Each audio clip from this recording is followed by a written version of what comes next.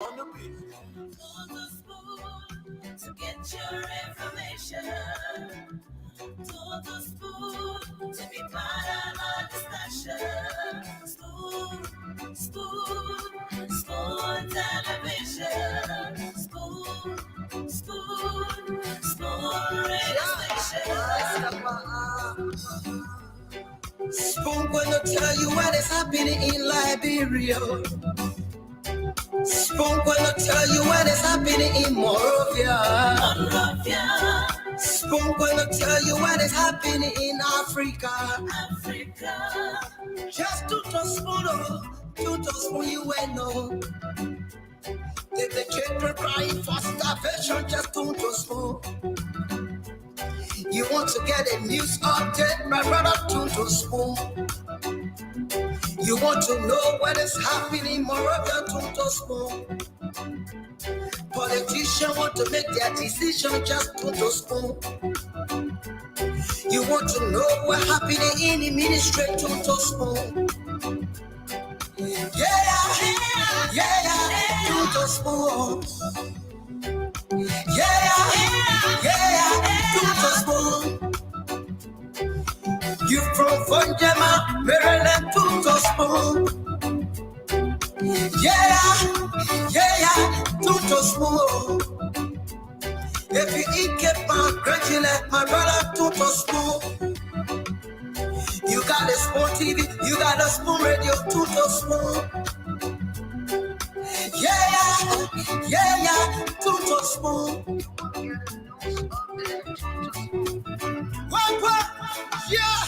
Rastafari. Kilibaba, kilibaba, kilibaba. Kilibaba, kilibaba, kilibaba. What I want? Yes, what you about today? Spoon TV. Yes, what you about today? Spoon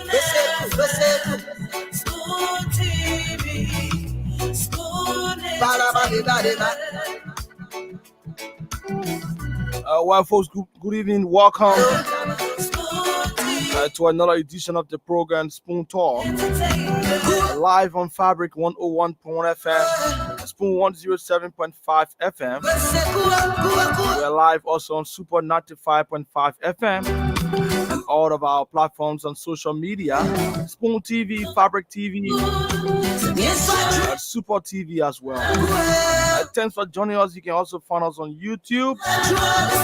My name is Aaron Kuban, your sound producer for tonight's edition of this program.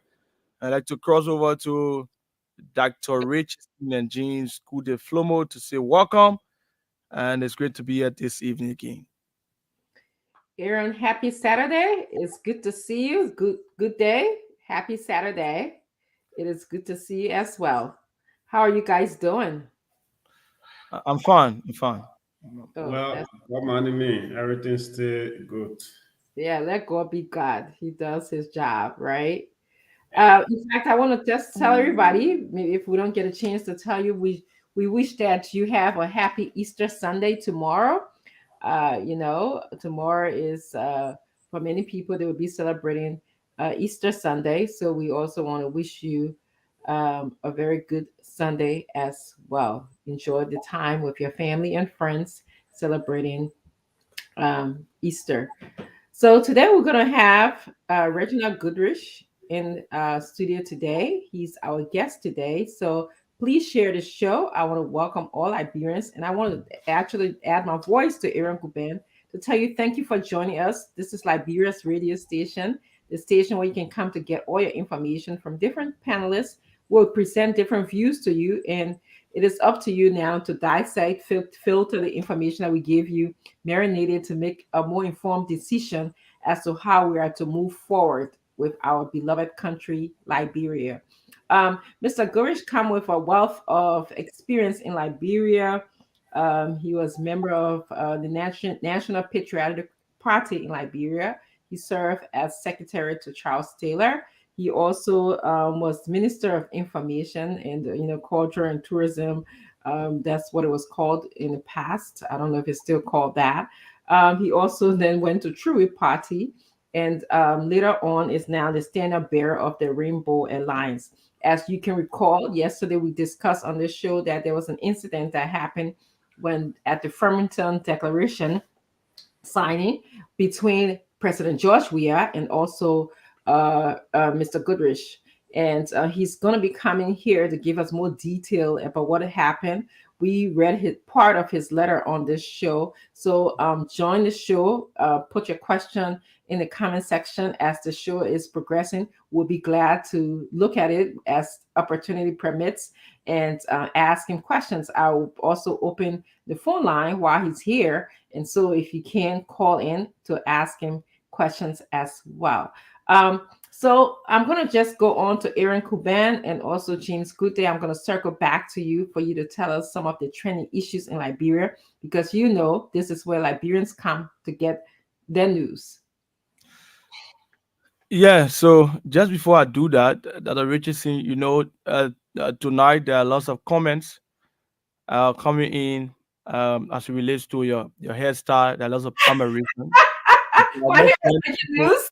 I must join them also to say your hairstyle is very beautiful tonight, even though you always been for this. Yeah. So thank you. On the issue about the trending news, just from my end, like I said on Saturday again, it's not easy. But today, Mosurado Senator Abraham Darius Dillon officially admitted some disadvantaged youth into his initiative, the rehab center. We know that this has been one of the lawmakers' dream since his election, first and second elections into the Liberian Senate. He has always talked about the issue about removing, those guys who are known as zogots on the street and trying to help government's effort. He opened this area, and he's that is named the Center for Rehabilitation and Reintegration. And so today a ceremony was held to admit um, some young Liberians, including 5 from Bon County, that were recruited by his team, and they have been admitted into the Center for Rehabilitation and Reintegration. They are expected to be rehabilitated and reintegrated into society. And so that ceremony was held. As many people who following already know that the lawmaker posted that this event would have taken place today. Heron Costa, the lives of Manayombi Kanga Lawrence and other um, supporters of the opposition and some actors within this sector as it relates to rehabilitation of young people that are into drugs were all present at that event. And then moving on, the event I just left from was the Coalition for Democratic Change. Now it is being described or named as the Grand Coalition for Democratic Change. As you may be aware, a few months back, I don't know, it has gone a month or two, when about 6 political parties joined the Coalition for Democratic Change, bringing that coalition to about 9 political parties. So on today, we had those 6 political parties gathering at the headquarters of the Movement for Economic Empowerment, formerly of it used to be of this man J. Mills Jones, who was known as the poverty doctor. He was it's been rumored that he was kicked out of that party, and is now the political leader is Foreign Minister D. Maswell Kemeya.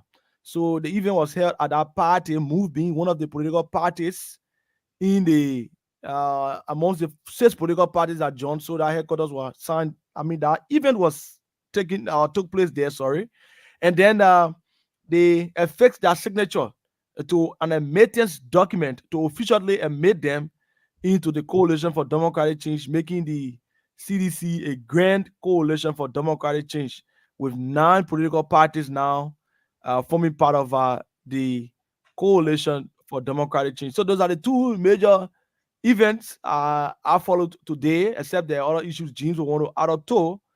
But the Coalition for Democratic Change now has formally, those political parties have signed, making it 9. And also with the opening of our Senator Darius DeLon rehab center and meeting Liberians that have gone wayward, that have used drugs, and meeting them into the rehab center.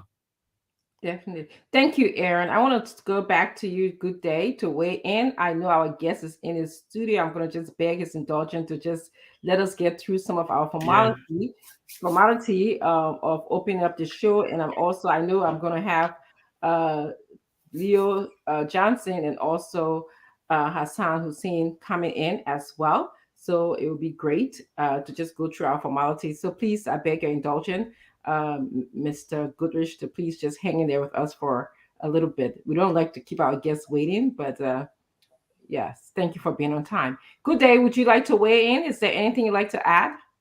I'm going to add up, but please tell your friend, Barbara Cooper, to leave me. Oh, Barbara? What Barbara said? I used to see Barbara watching the show today. Tell her to leave me. Barbara, how are you? I'm gonna tell you to leave here. Tell her to leave me. She be on me. They love marry for green card in Poland. Tell her to leave me. Everywhere. She be on me everywhere on Facebook. They love marry for green card in Poland. Tell her to leave me. Take that as our advice. She not leave me. I would laugh to tell you. I think that's a very good advice. You can think about it. Era added it. You just want to help our brother out, right? Yeah, I just want to help you out. Joma Jala leave me, man. I don't know who we call Monica. Okay, as it relates to update today, Representative Yege Korba spoke, and basically emphasis was on the recently signed violence-free document that was signed at the Farmington Hotel, the Farmington Declaration.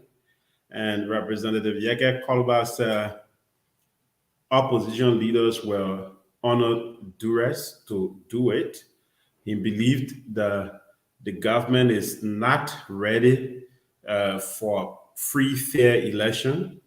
And ECOWAS, the last time they ruled, the former Justice Cabinet Janet should be reinstated and awarded out of his benefit. But the government of Liberia did now honor that ruling from ECOWAS. And today, ECOWAS is in country again asking the very government that refused to obey them or to go by their mandate to, affix their signature to free, fair elections ahead of the October 10th. So he believed that it was just a mere bluff.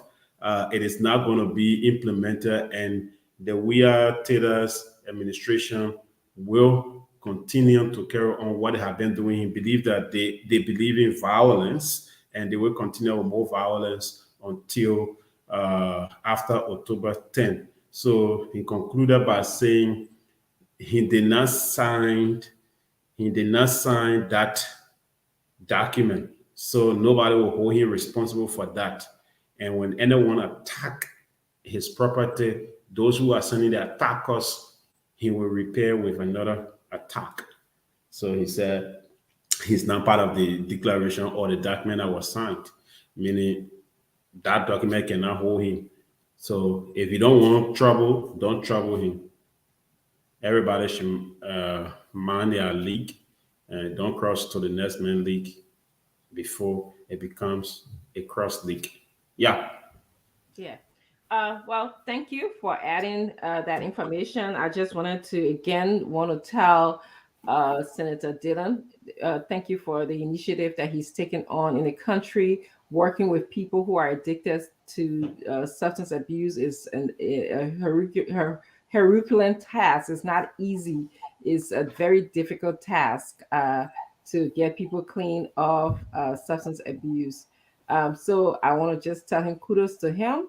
And I'm basically been in this field for a long time. It's a challenge whenever I was on a drug and substance abuse unit. Also, it's interesting to hear more about the coalition. And you guys call it the Grand Coalition now. That's what it's called. Yes, I don't think it has been put to paper, but they believe that by now political parties joining in now, so they will coordinate a grand coalition. Yes, but Mm. it's not a name that has been sent to the National Elections Commission. It remains the Coalition for Democratic Change. Those Oh, political parties. okay. I So like see. they will usually say the Matic Coalition for Democratic Change, Then which I is not an change it official to name. It is now a Grand Coalition for Democratic Change. wow. Okay. I see that our guest is in the back, but then he just left a little bit Yeah, to as soon you are ready, we when spoke he already. comes back, we're gonna bring him on. I don't want to keep him waiting. I'm sure that our panelists will join us. We can begin by him telling us a little bit about his background, his history, and I'm sure they are listening as they prepare to join it for sure. Let's bring him on because I don't want to keep it. Well, actually, yeah, bring him on. We'll welcome All our. right. Uh, please do the laptop. Yeah, adjust your camera, Mr. Goodrich. We can see just your head.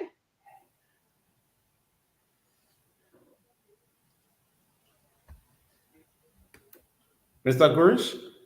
Yeah. Can you hear us? Mr. Goodrich, can you hear us? I'm hearing sound from his back, from his end there. I'm not hearing his voice. I think he's froze. Oh no, he's moving. Can you give Hello? thumb sign if you're thumb sign if you're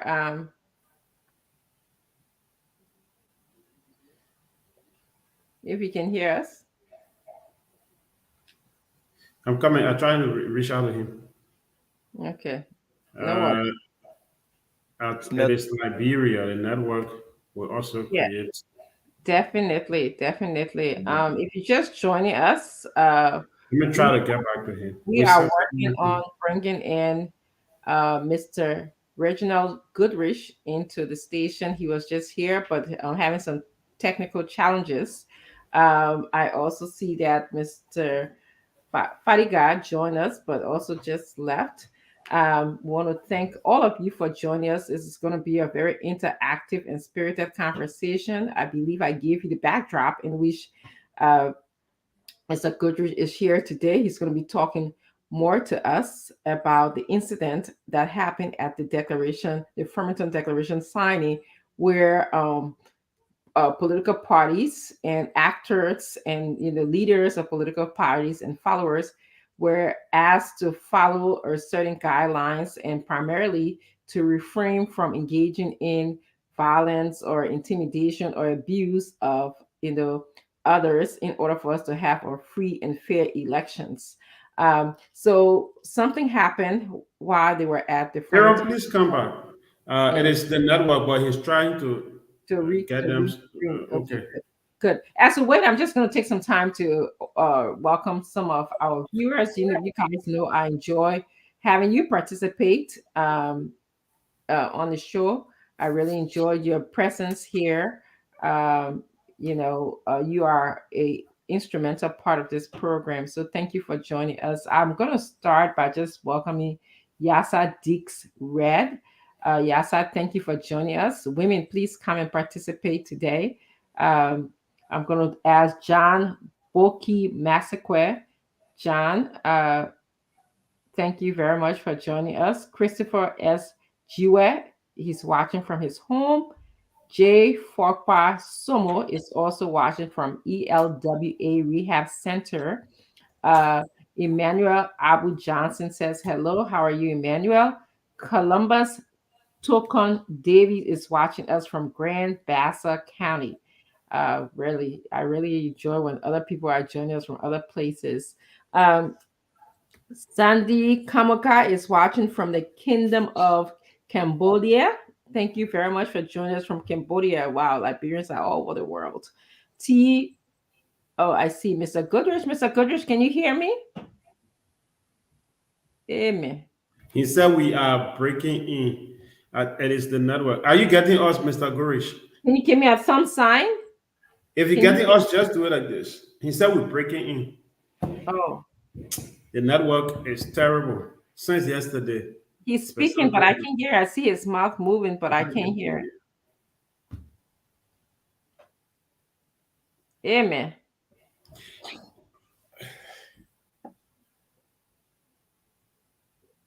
We can't hear you, sir. Yeah, we're having difficulty hearing you, Mr. Goodrich. The network is bad. You can see from the image. There is Yeah, I a can definitely see that. I noticed that. Yeah, I will yeah. continue doing you. Then when we talk, you can see we just talking.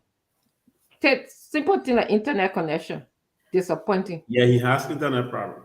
So if it continues like this, I think we will call him from studio. Yes, we'll do a phone. We'll do it. Let him try one more time. Not Yeah. easily. I don't easily give up, so I'm not ready to give up yet. Let him try again, please, Mr. Goodrich. If you're watching, please try.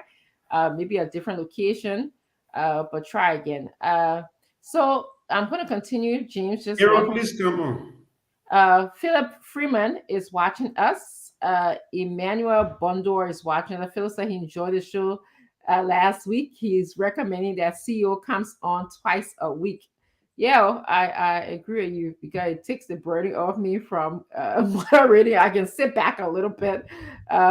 Being a moderator is not an easy task because you have to be multitasking, doing many things all at once. Um, and it's really not easy. I'm paying attention, taking phone calls, calling people. So I want to welcome Al Hussein Fadiga to the show. Fadiga, how are you doing today? I am doing great. Well, I'm trying to improvise here. You see, I'm making my makeshift studio here. Yeah, I'm in Atlanta, actually. I came to see my mom for the Easter. So, but we got to keep doing the people's work. absolutely. And thank you for joining us. I hope your mom is doing well, and I hope She's you. okay. She's doing well. He said to buy her sweet. I don't know what the woman less sweet with it. Oh, All well, she yeah, wants. anything she wants, she deserve it. Well, Oh, after oh, having twin and going through, yeah, what? all the headache, eh? Yeah, My leg, my niece got someone on layer. The thing, oh, it's better yeah, it than. does change. I know what this one is better. This Yeah, color this is one is better. Yeah. not a disco color that you are giving us. Yeah, that disco color was making me like solid gold. Yeah, but she's doing well. She actually doing well. That's good. I'm happy to know that you're Yeah, a good son. That you see her often. You know, a lot of yeah, times we have challenges where children just it's put their mothers hard, yeah. and just leave them, but it's good. So we are just waiting for Mr. Goodrich to come in. He was in earlier. He was on time, which tells me he Yeah, respects. I saw that, and then he went off. Yes, so he was having, some challenges with the internet system, and so we're waiting for him to come on. Al Hussein Fadika, could you please just welcome people as I take a Oh, phone you call? know what? I'm using my phone. How do you see the comments? Oh, ask James. So I just have to James, break can you for a see second. comments on your phone? Oh no, James, you muted. See somewhere there called comment. Oh yeah, I see it. Oh yeah, I see it. Okay. I see it. All right, then everything move on the screen, but because I got it horizontal. So, but yeah, I can say I got Otello from George. Hold on. Solo, man, this thing is moving faster than I got Sam Barry, Dunny, Dunn. I got Jones, Cathy. Say we are here. I got Randolph Samukai. Say well done, people. Uh, I got who else? Who else? The comments moving so fast. Well, folks, just give me a few minutes. We're gonna welcome all of you good folks. We got Philip, Balo. You say I was saying open your eyes. Well. My eyes open, my eyes were open, colo, because when I come in, the fire that come in late to here today. I don't want to move from here. Some of the people then will attack me. Clone David Johnson. I got Solo Stewart. I got Raj Donyan. He said, yo, hello, we're watching from Pluto. Well, I didn't know Liberians were in Pluto. Oh, well, Amos Jallo says, Spoon family, I hope the golden voice of Spoon Salamato. Oh, Salamato, You keep putting yourself in situation you can't handle because the people then are less salomatu and not even funny. I got Leonero Boy watching from Minnesota. Oh, Minnesota. Jim Sa from Dupo Road. We got Bethel Guwish. You see, I'm here. That's my good old friend. I haven't seen you for a while. I got Nikita Wea Roberts. Well, you must rather be a Wea because we are square plus Robert. You say Yvette Duncan, Debbie, two bless. Well, you got plenty of names there. Yes. Chris Yeligon watching you guys from Stockholm, Sweden. We got Man Jatuson. The Man Jatuson always here from Oro. Mose Gue from uh, Des Moines, Iowa. Otavius Johnson watching from Painesville, District 6. You know, one of the things I like about Liberia, people don't only call, they call the district. I love that too.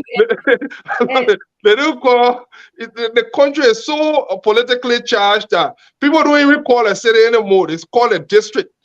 Yes. So you can know what it is. It tells me, Father God, that someone is politically conscious. Yeah, they don't call it. They say I'm calling for the district. Yes, definitely. Someone calling for Mumbai. Triple K Coney watching from Mumbai. We got John Willie watching from Dupo Road. We got Double Helen, Besa Jala. You always sleeping on us. Open your eye. No, you see, I don't be sleeping. What happened is my eyes, I think I got Chinese eye. My eyes not too big. And then I think I need to, and I'm usually reading from my iPad on down. So when I do my eye like that, it look like it closed. But it's actually not closed. So That's the same eye Mr. Buckeye has. no, yeah. Yeah, when No, Buckeye can be sleeping. I reported on Buckeye for many years. That's how Buckeye eye is like. Buckeye can be sleeping. Even the photo, even the photo Buckeye can be reading from iPad. I'm saying I reported when he looks down, I reported. I'm coming. Let me make this thing clear today. I reported on Joseph Buckeye for many years, right? So when pictures appear before they say Buckeye can be sleeping, I talk about 3 different events to observe water. The last time in 2017, the first time I started was in 2017 during the unveiling ceremony when he was naming his vice presidential candidate. They said Buckeye was sleeping. So when I placed my camera, I went close to where Buckeye was sitting. And when I saw him from distance, my friends took the picture. They said the papa is sleeping again. So I managed my way. I went close to Buckeye. I saw Buckeye was not sleeping. When you see him like this, his eye is small to the extent that even if he's looking at you like this, the flesh can cover the eyes. Buckeye can be sleeping.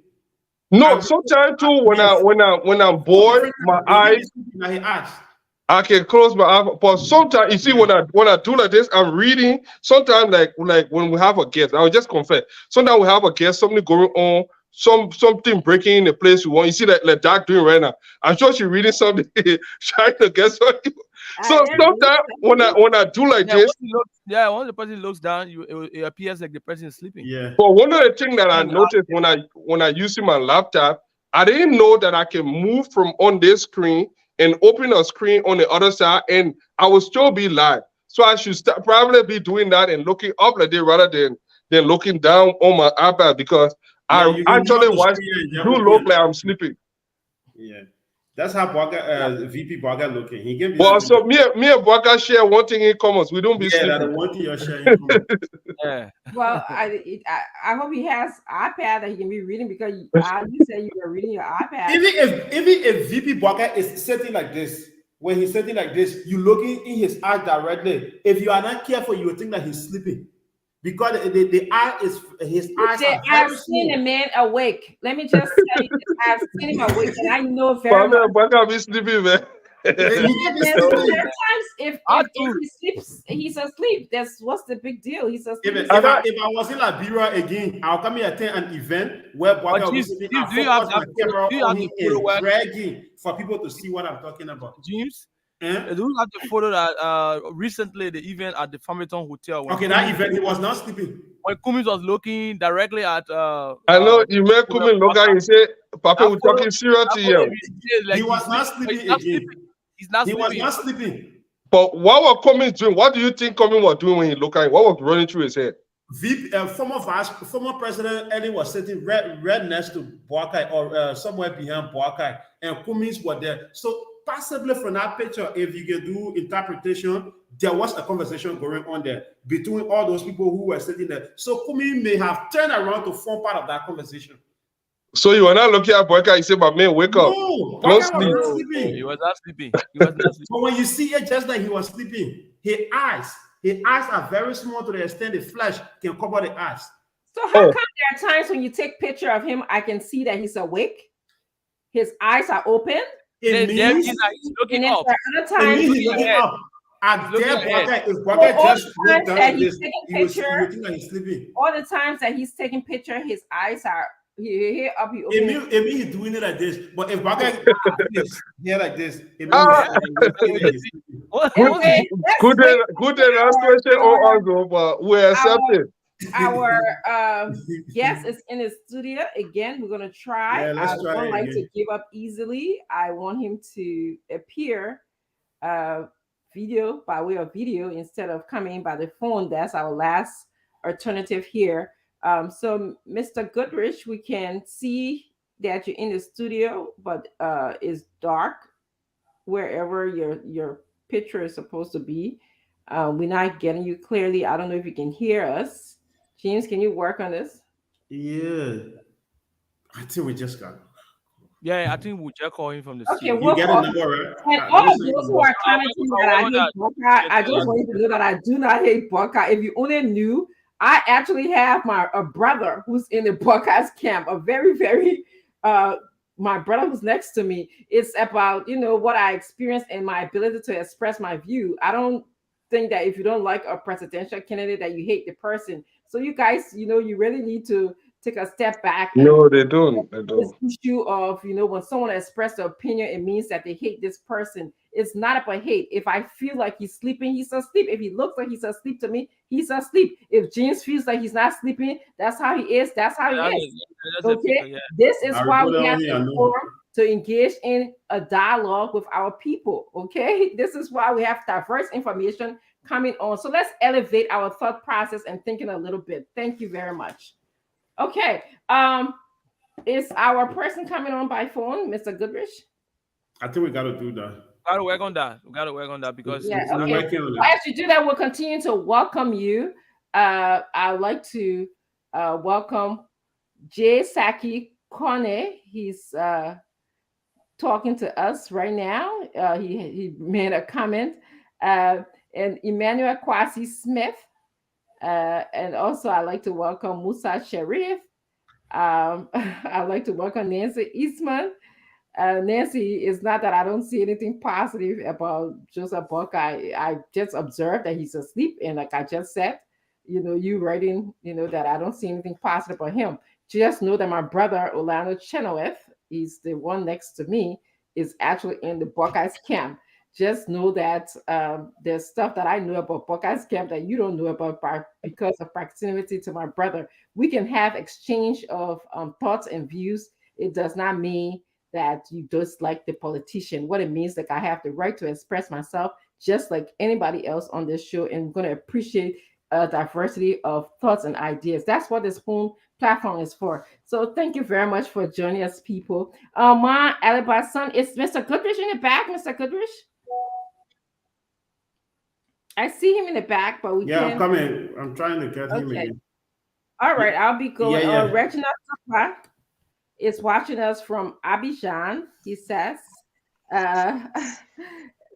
Goodrich, are you there? Can you get us? He changed his location. Yes, I'm getting you. Yes, indeed. Perfect. Thank you so much. At last, we get to hear your voice and see where you are, and that you can join us at Spoon. Thank you for joining us. I believe this is your first time as a guest on the platform here. Thank you for being here. And thank you also for your service to Liberia. Today, I have panelist Mr. Fadiga here with me. He's been in the media business for a very long time. I'm sure you heard of him. He and his brother were very instrumental in discouraging our government from getting to a loan that we probably would have had generations of Liberian service. And also, Leo Johnson will be joining us, and other panelists will also be joining us. So we want to begin the program by just kind of asking you to introduce yourself to Liberians. I don't want to speak for you. I don't want to introduce you to Liberians. I want you to do that. We also have our commentators who are very, very engaged in this program. You'll find them texting and commenting on the program as well. And we definitely will be picking some of their concerns and questions. We'll also open the line for calls if you're open to that, so you can hear the Liberian people speak. Mr. Goodrich, could you please introduce yourself? Well, thank you. It's a pleasure and a privilege joining you on this show. I've heard so much about it. My name is Reginald B. Goodrich Sr., and I currently serve as a standard bearer of the Rainbow Alliance, comprising a number of political parties that are registered under the laws of the Republic of Liberia. Thank you. Thank you very much. So this incident happened between you and the president at the Farmington Hotel during the declaration signing that basically focused on having a free and fair election, obeying rules like, no intimidation, no inciting violence, making sure that our country can undergo the process of a free and fair election. But according to the letter that you wrote, an incident happened. Can you please tell us about it? Because that's one of the reasons that kind of triggered us to invite you over here. I don't want to describe the incident. I read your letter, but we want to hear it from your mouth. Well, actually, it was a statement. It was not a letter. And this incident happened at the Farmington Hotel, I believe, on the 4th of April, when all of the political leaders and political institutions, in addition to ECOWAS, the United Nations, embassies of the major countries accredited to Liberia, and others were in attendance. And I represented the Rainbow Alliance with my delegation, and we all signed the revised Farmington River Declaration. And following the signing of the declaration, they asked all political leaders to assemble for photo opportunity. And as we assembled, I was maybe one or two persons away from the president. And he turned to me and said, "Goodrich, are you enjoying democracy in Liberia?" I didn't take it for anything. We had our photographs taken. And then I moved away. And as I moved away and interacted with other political leaders, he came again at me. And he said, "Goodrich, did you hear me? Are you enjoying democracy in Liberia?" And I said, "Well, Mr. President, what is this all about?" And then he unleashed. He accused me of being a rogue. He accused me of burning his home and stealing his vehicle. At which point I said, "Mr. President, you are a liar." And then we got into this fierce exchange of words. And I was surrounded by the former Minister of Finance, Lucini Kamara, and the political leader of the Democratic People's Party of Liberia, Reverend David Camus, and they intervened and sort of pulled me aside. But while the president was spewing all of his venom, he was accompanied by his wife, Claudia, who was right next to him, and I could not understand why he would lambast me and approach me in this way in a public manner, moments after we all had signed a declaration which said in so many words that we should not use inflammatory language against each other, that we should not do anything that will inflame the passions of our supporters. I was flabbergasted. And I spent the following 2 days consulting with people who were close to him and others to find out what was happening. And I could not find an answer, so I decided that I believe if the president of Liberia is surrounded by his armed bodyguards and attacks me aggressively, verbally, in public, especially at an auspicious occasion like that, I thought it was cause for concern. And that was the reason why I decided to write and publish a statement in the first instance to tell the Liberian people about the actions of their president, and in the second instance, to ensure that if there are any nefarious attempts on my life, that the Liberian people will know that I have made a statement public so that they all can know what happened on that day, which was a very unfortunate situation. Thank you for explaining the situation to us. I'm going to begin by asking you 2 questions, and then we're going to go to Mr. Fadiga. I also want you to note that Mr. Leo Johnson also joined us. He's also one of the panelists here at Spoon. So I'm going to ask you, Mr. Goodrich, the president's behavior, I described it here yesterday as unprecedented. And what I meant was, I believe that the president was not behaving according to the rule of law. And specifically, I think that the fact that he had his bodyguards around him could easily suggest that he was abusing his power, okay? Like he could go and approach someone aggressively as you described, but yet and still, be protected by all his bodyguards. I also saw I saw intimidation, the practice of intimidation. And my question to you, you've been in this information business for a long time. You worked in governments for a long time. So my question to you is, to what extent do you think that this degrades the office of the presidency locally and internationally? What do you think if people were to hear that our president is approaching a Liberian citizen, a standard bearer of a party, and aggressively? What do you think the international community would say about the office of the presidency in our country? Well, let me first say to you and your audience that I have been privileged throughout my lifetime to have interacted with every president of Liberia since William V.S. Tubman in the early 70s. I interacted with him as a young man out of CWA when we visited the mansion.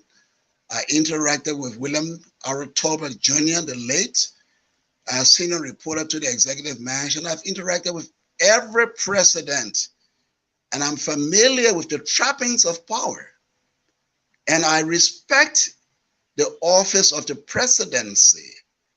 And throughout all of my political career and my professional career, I have never once abused the power of the presidency.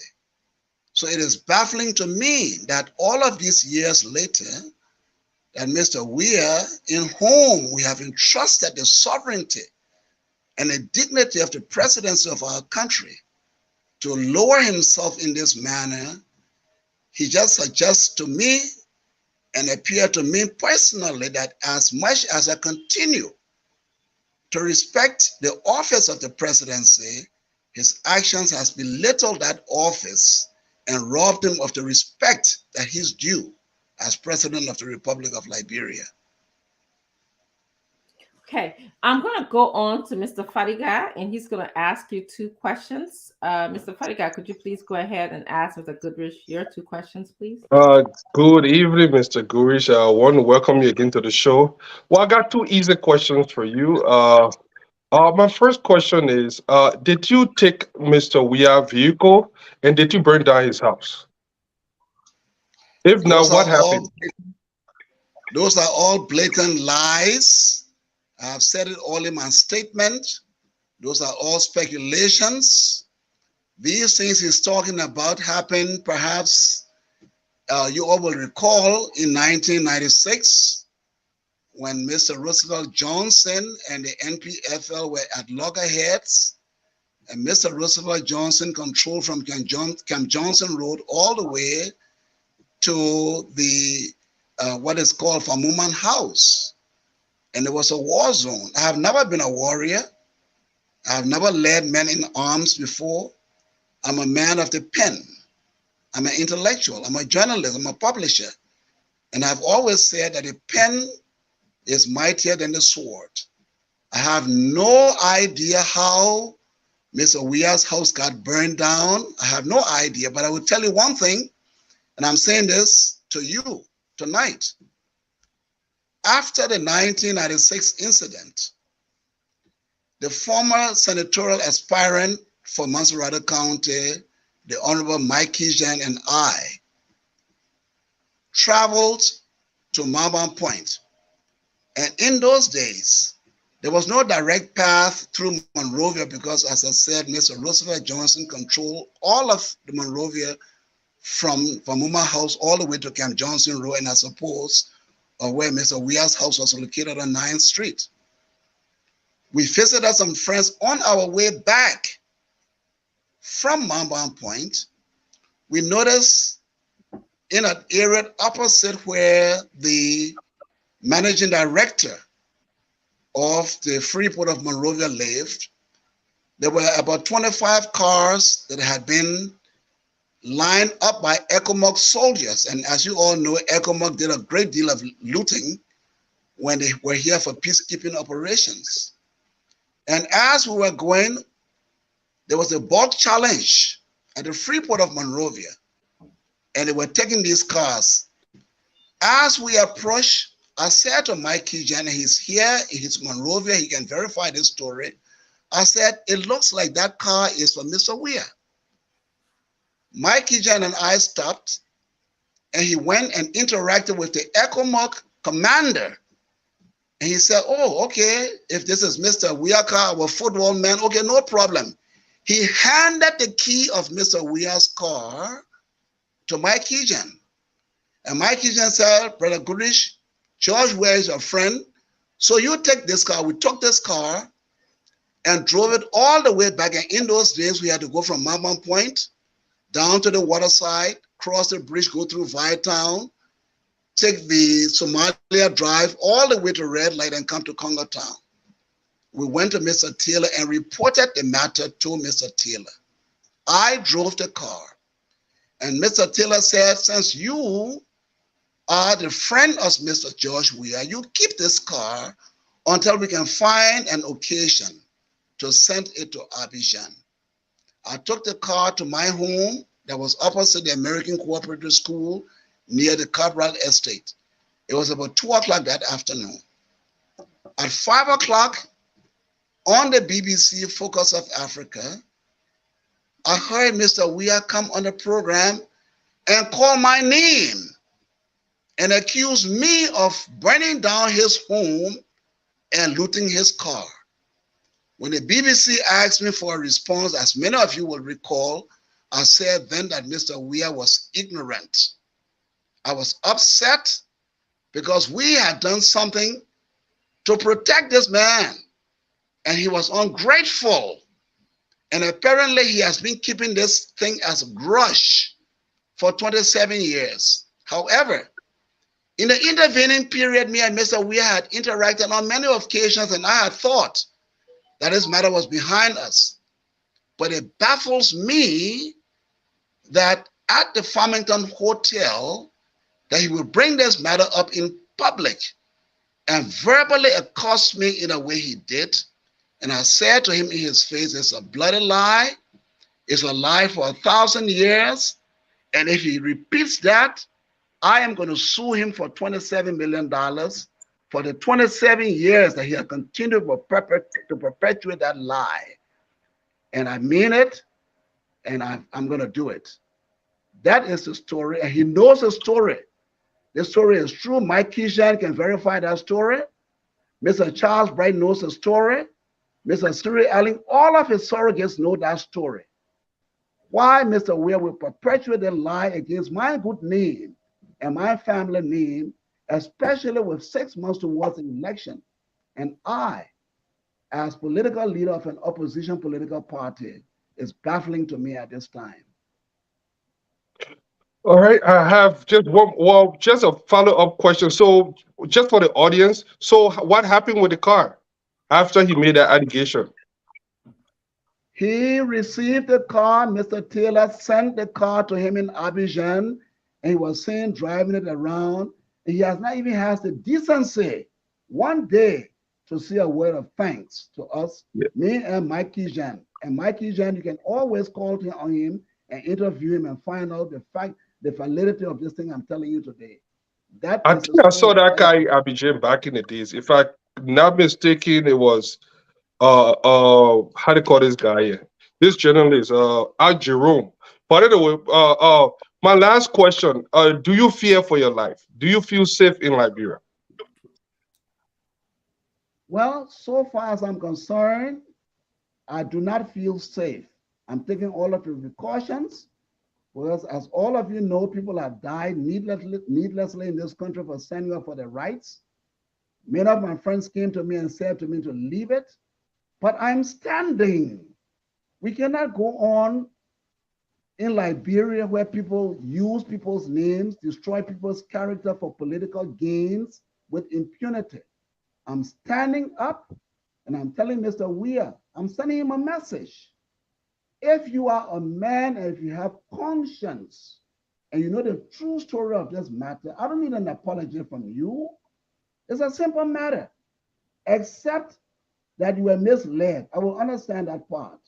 Let's fix these things peacefully and move on. But in the meantime, I do fear for my life, and that is the main reason why I made this public. And I can tell you, since I made this public, I have gotten called in support. This thing has gone viral because someone has to stand up to these blatant lies and these games that these people continue to play to subjugate the population of Liberia for political gains, and I will not back down from it. Thank you. Leo, could you please ask your 2 questions, please? Thank you, Dr. Richardson, and good to see you, Mr. Goodrich, as well. So I'm sitting here, first of all, baffled. Yeah, I'm sitting here, first of all, really baffled that we're having this discussion, and the context of the discussion is the president of the Republic. Hello? I'm not hearing you.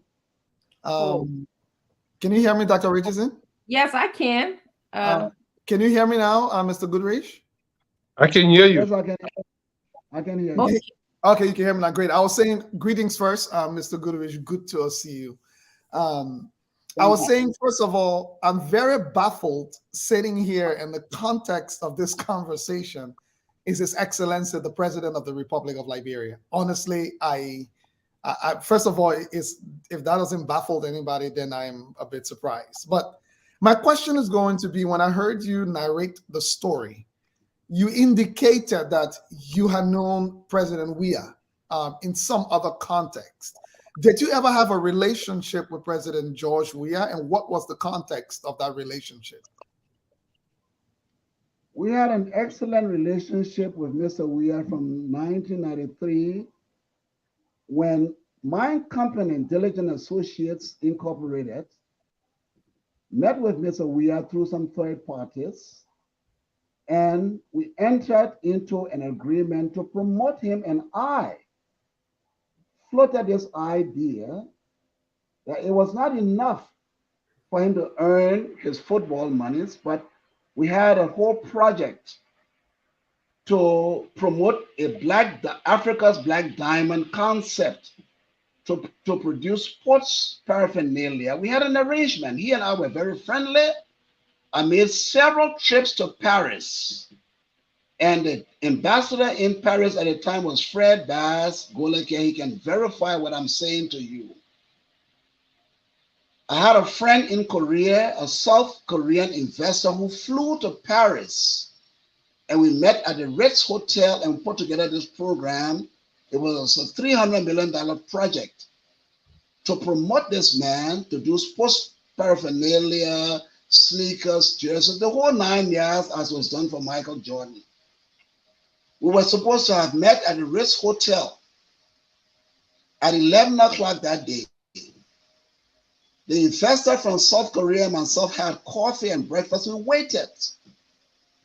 Up until 1 o'clock, we did not hear from Mr. Weir. This man had to take a flight at 3 o'clock that afternoon back to Seoul.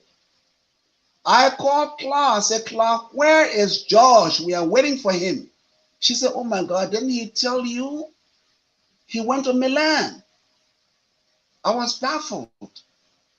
Why would he go to Milan only to find out that he had gone to Milan to sign with AC Milan without telling us? He stood us up. At 1 o'clock, my friend and investor shut the books and flew back to Seoul. At 5 o'clock that afternoon, George called me and said, oh, Papi, you know, I just coming from AC Milan. I finished signing. But I said, but why didn't you say something? A couple of days later, we went to a game with PSG, his last game he played. When he entered the pitch, the entire stadium began to mock him and call him El Negre. I think it's in French word, it means nigger, a monkey. They made mockery of him. He cried. And within 3 to 5 minutes later, the coach moved him out of the field. I felt so sorry for my friend. Fast forward.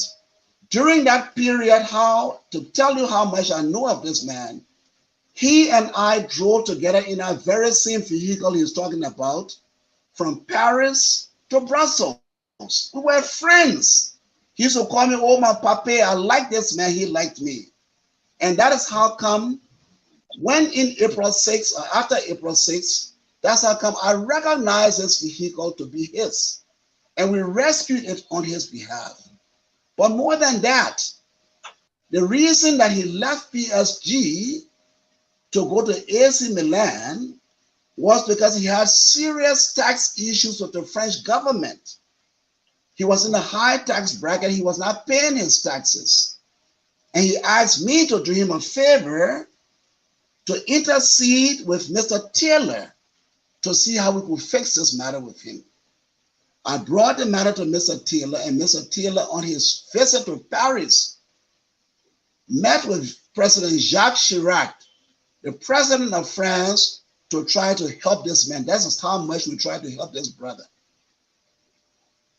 When he was on camp at his very home on 9th Street, Taylor went there, and I was there. I gave him 30,000 United States dollars to help him and the Lone Star team on camp. That night, they did not go to camp. They went downtown and did a cha-cha slide all night. And you all know the story how we lost woefully to a 3rd division team from Ghana, and that is why we did not go to World Cup. So I know a whole lot about this young man that we tried to help. But as you all know, everyone that tried to help him is very ungrateful, and everything I'm telling you is true. And so I'm baffled that I had never had an argument before. Why would he now accuse me? I've never been a military man. I've never been in arms. Why would he bring such egregious lies against me and my family? And that is why I'm taking this stand today. And you all know part of this story of me and Mr. George Weir. Thank you. Thank you so much, Mr. Goodrich. The last question here I would have to ask you would just be from my end, because this story has been around for a while. This is not my first time hearing it. It has been rumored in different quarters by different people who have said you took President Weir's car, you burned his house down. But again, the problem with Liberia, when you hear stories, you always have to take your time and find out the full details before you run with it. My question will be, have you ever attempted to provide this type of clarity of this story, given how long it's been floating around in different circles? Or have you ever heard of it before in the past and attempted to clarify it? Or this is the first opportunity you are getting, given your interaction with President Weir at Farmington, that is now making you to want to come up publicly to provide this type of clarification? Have you ever tried this before in the past? I've tried it. I'm a man of peace. I have a lot of patience. This thing happened so long ago. In the intervening periods, me and Mr. Weir have met on many occasions. We've talked, we've laughed, And as far as I'm concerned, this is something that we have put behind us. And as I said, I tried to talk to some of his people around him because I kept hearing this thing in rumors. Some of his flunkies, surrogates had this thing on the social media. And I tried to tell his people, why don't you all get me and Mr. Weir together to resolve this problem? All of them were afraid to bring it up, and they kept telling me this man is still angry. But somehow, you know, the providence of God works at a time when you don't expect it. So perhaps this is the time for us to finally bring closure to this egregious lie. And Mr. Weir is a liar. I will tell you this. He knows the story. Mr. Charles Bright, his primary advisor, knows the story.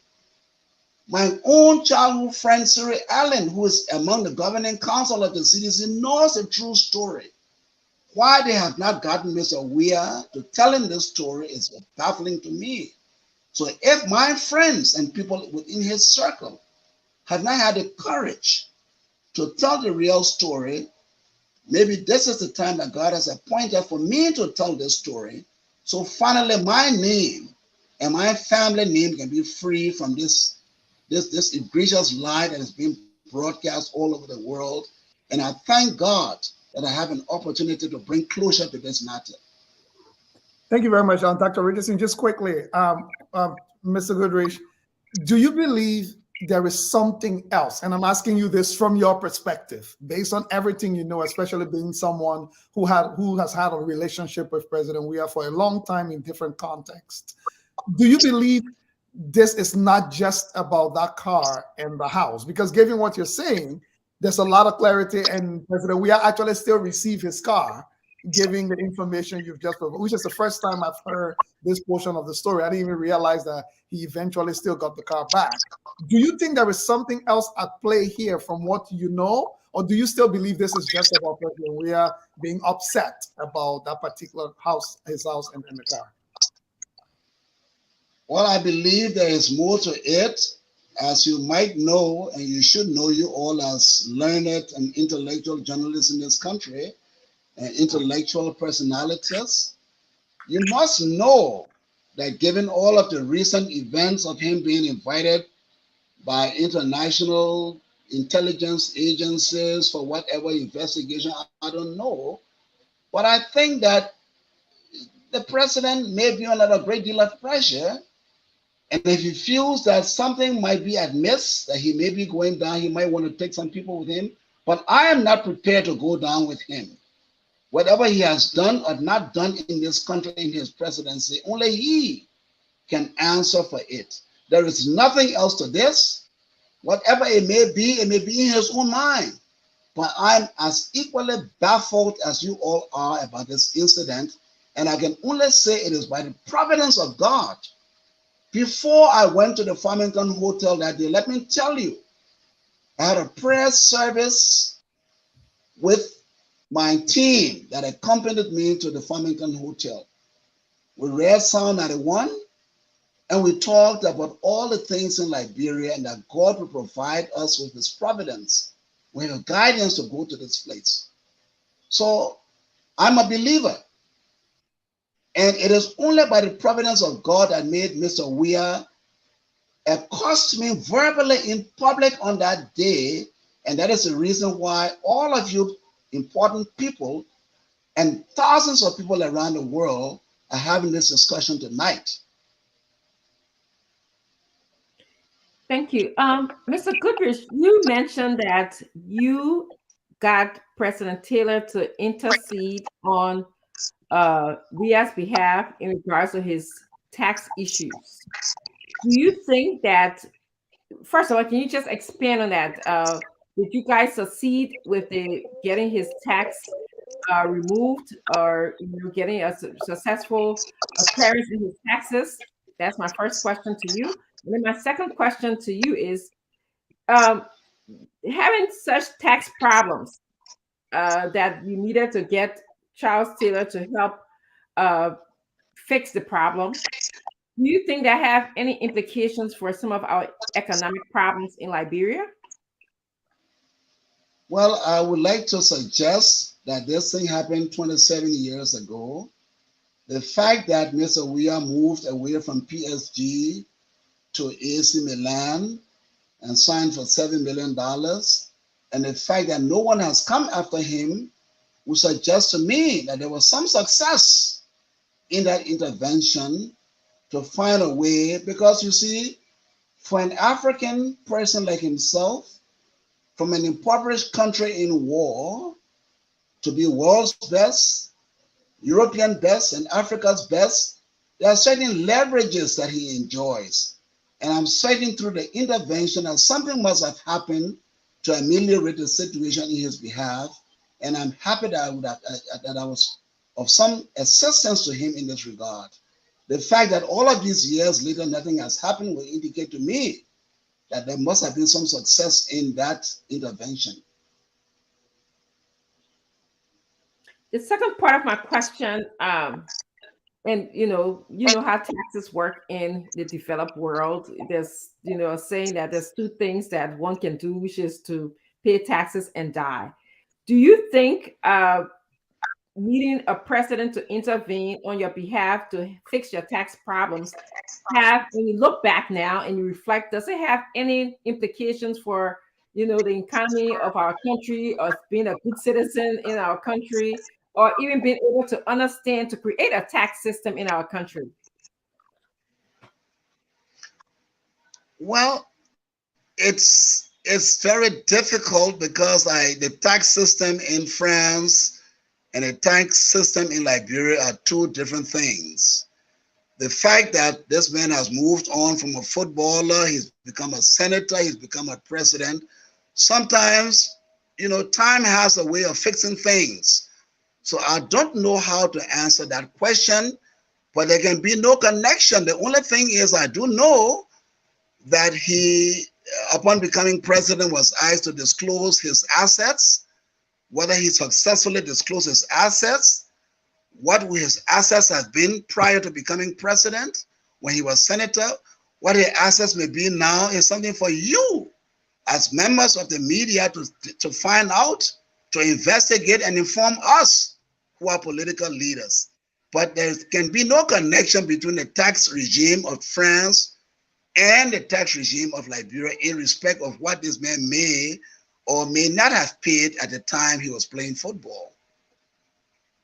Okay, my second question to you, and I'm going to go to your statement. You said, I have made this statement today knowing fully well that we are dealing with a government that has no conscience, a government that does not care for human rights, a government that does not care for the lives of its citizens, and a government that does not care for the livelihood of the children of this country. We are fully aware that the government is insensitive to the mysterious and extrajudicial killings of auditor, security personnel, and other peaceful Liberians. Could you please tell the Liberian people again, maybe dissect this statement for us, exactly what you're talking about? There is no way I can dissect that statement. You have read it correctly. I have faith in the intelligence of the Liberian people. They understand fully well what I'm talking about. I'm only speaking on behalf of the sentiments of the Liberian people and all of the grieving families who have lost loved ones with no reprieve, no investigation. And the statement speaks for itself. I don't have to sugarcoat it. I don't have to explain it to anyone. You have exactly said what I said in that statement. And there's no need to repeat what I said. It's there in black and white. I was just trying to get people who perhaps cannot read in black and white, they can hear you. I was trying to get you to expand on it, and also who might not understand me and hear from your mouth. I see Liberia as the old country, a country that is 200 years old. And I travel the length and breadth of this country, and I'm often offended by people who downgrade the intelligence of the Liberian people, whether or not they are lettered. Everywhere I go in Liberia, everyone speaks some form of English. and understand what's happening in this country. I will not underestimate the intelligence of the Liberian people in understanding what I have said in plain, simple English. Okay. Dr. Your Richardson, next question. do Yes. you mind? I just wanted to follow up on that quickly. If you Thank don't No, you. no. Don't distract my thought. You Leo there. If I No, get there, just on the matter at hand, that's why I wanted to follow up on. If you don't mind, Fadiga, quickly. no, go ahead. Yeah, no, I just wanted to follow up with Mr. Goodrich to just say that I would disagree with that a little bit. Being letter or not letter is not equated to intelligence. We all agree that Liberian people are very sophisticated and very intelligent. At the same time, given the disruption in our country's history for the last 20 some more years, it is fair to say that the level of literacy in our country by our research is very, and literacy does not equate to intelligence. There are a lot of our people who are not literate but super intelligent. Leo, I think he meant that the Liberian people know exactly what's going on in the country. I don't think everybody is Thank aware. you, sir. Thank you very much. No, I think Thank you that's very all much. he seemingly saying. Everybody know the killing. Everybody know what's going on. I think that's what he's saying. Yeah, but Fadiga, all I'm trying to say, I'm not disagreeing. I'm just trying to say the issue of being lettered or not lettered does not. No, he meant I just modify it a little, but in a nutshell, I think that's all he meant. Go ahead. I read the statement, and I actually think Liberian people will appreciate him speaking exactly what he said. Not everybody have access to front page Africa to read, so I think. And and I don't want people to take my words. I read the statement.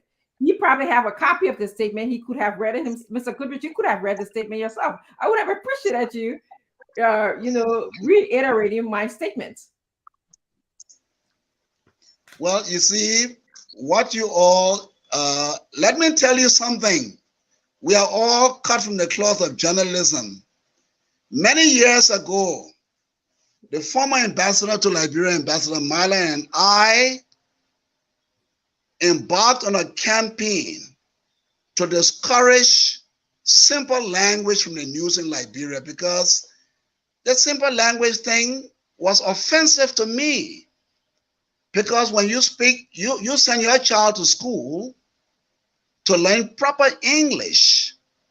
And when that child is in a car going back home and you hear someone speaking broken English, it confuses your child and my child.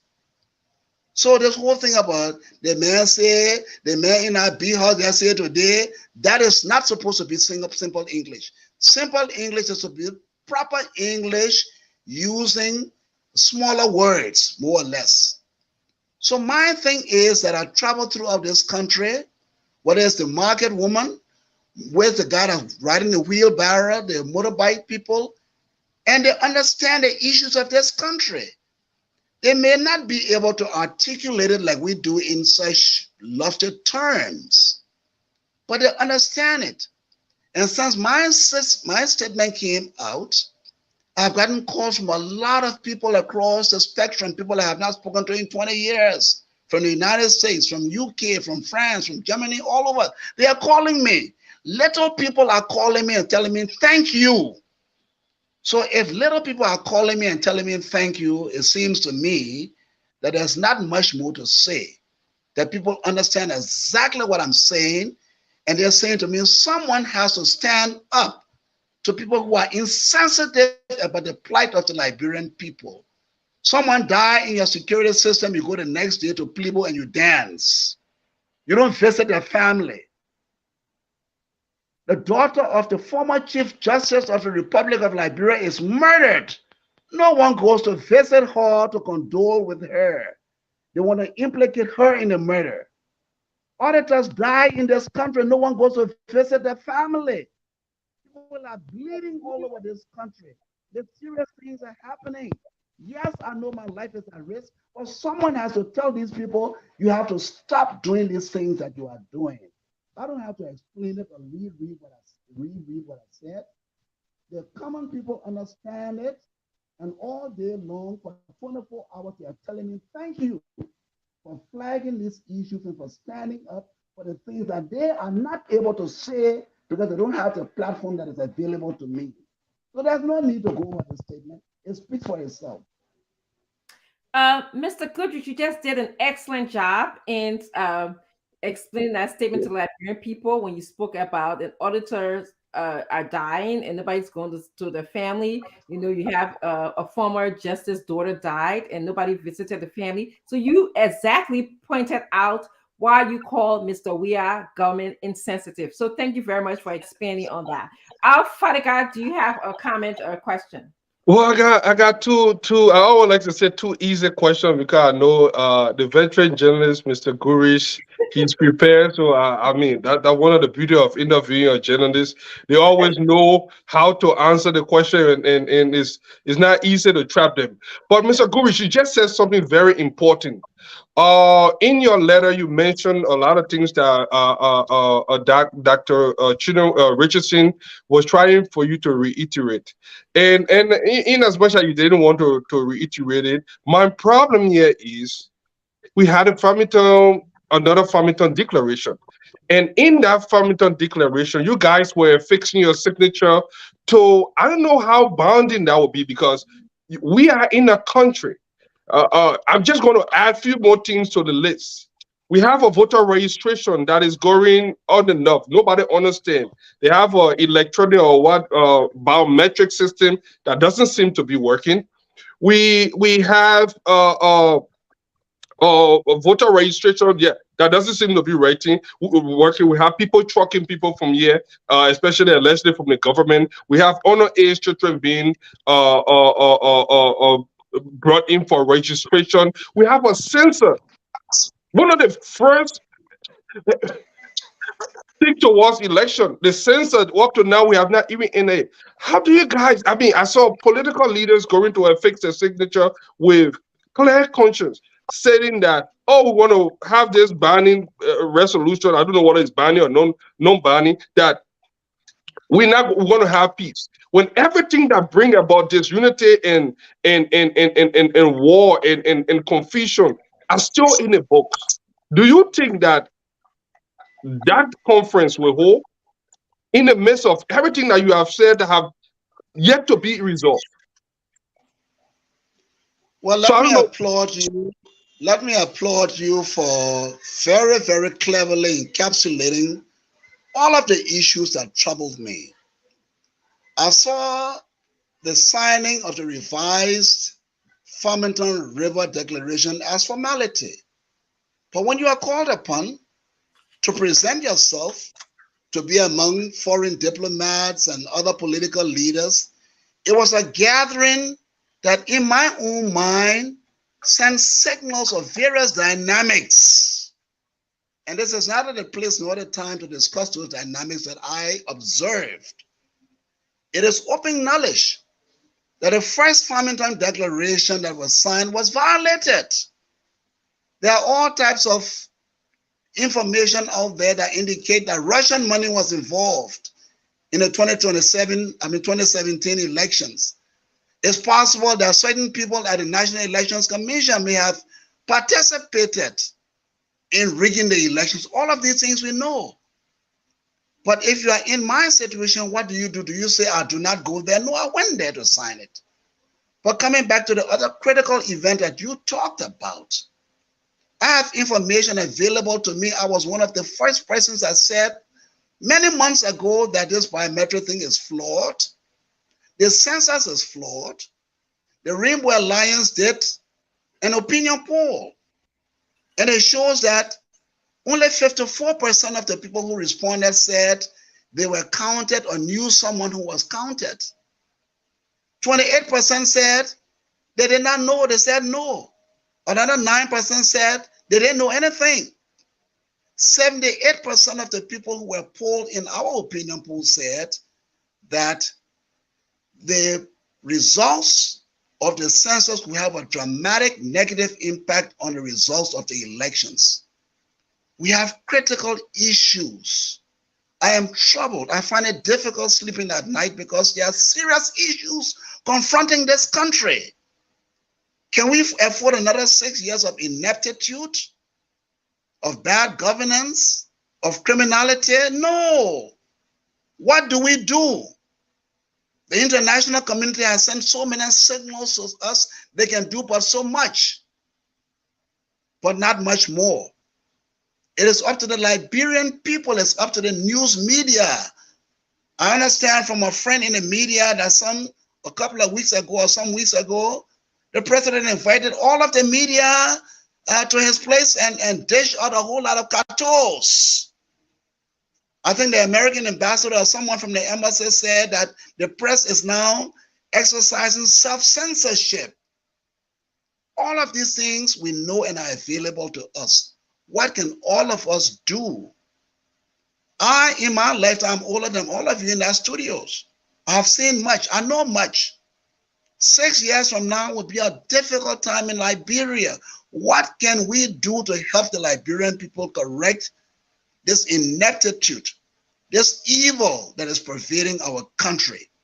That is what I am fighting for. It's not a matter of wanting to be president or whatever. We have to fight for this country because something has gone terribly wrong. And if we allow it to continue to go terribly wrong, your children will have no place to live in this country. And that is my message to the Liberian people today. If you believe that you can go here and there and you can get in the streets and promote the people who have stolen millions and millions of dollars from our country, who have lowered the prestige of the presidency of this country, who are not bringing any benefit, who have lost ideas, they have no idea about what to do anymore. If you want to continue to promote this type of thing, woe unto you. Because I know I walk through the ghettos, I walk through every part of Liberia, and I see how people are struggling. If you want to continue to struggle and promote other people to enjoy, it's up to you. But I'm taking a stand and let the chips fall where they may. All right, Mr. Gurich, just my last question. I had two, but I'll do one because I had only two. Probably I'll come back again later on. You said something very, very, profound. But one of the another thing here is the reality on the ground here is we have a proliferation of political parties. We got almost 20-something political parties. Your party is one. We have the UP. We have the CPP, or what used to be the ANC or that group. You are part of an alliance. And this is an open secret. To defeat Georgia, there will be opposition unity. Now, Omen Boyka is on the verge of choosing his running mate. You guys have not come together to decide on how you can decisively win this. He may be inept, but these guys are doing something that we have never seen before. And I know for a fact, because we listen to people on the ground, that it's not going to be an easy thing to defeat him. How do you guys believe that you can defeat this man with an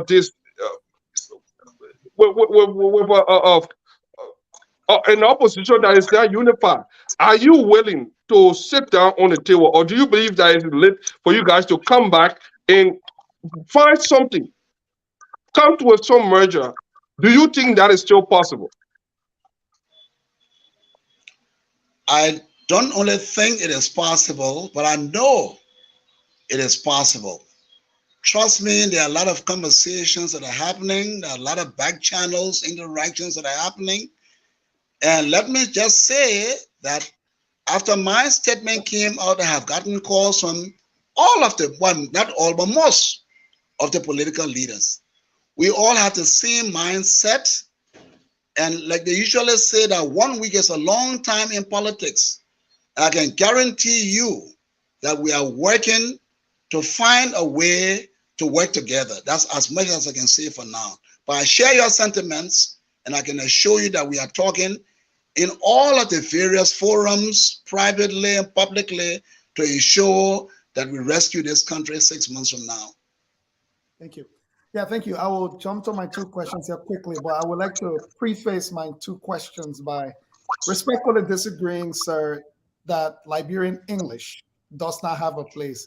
First of all, English is not Liberia's native language. We have native languages in Liberia. In my opinion, after more than 2 generations of destruction and war, it's only unfair to for us to think that education is as available. English, Western education is as available to all of our population. It is not. And as someone who grew up during the war and went to school in Liberia during the war, our education was destroyed.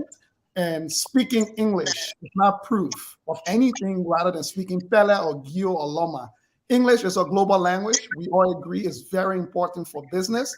But I will say dismissing simple Liberian English when more than the majority of our population who did not go to school need to participate in the information day to day, I think it's unfair. If we make education as accessible and available to all Liberians across the country, then maybe we can make that argument. But I can clearly say that, in my opinion, that's why our constitution is only in the hands of few people, and our governance systems rest in the hands of few corrupt people who know English, who can read and write, and the rest of the country has to be fighting against corrupting our system. So I just wanted to put that out before asking my questions, and you can respond to it in my. But let me respond to that, please, before you ask your question. Go ahead, sir.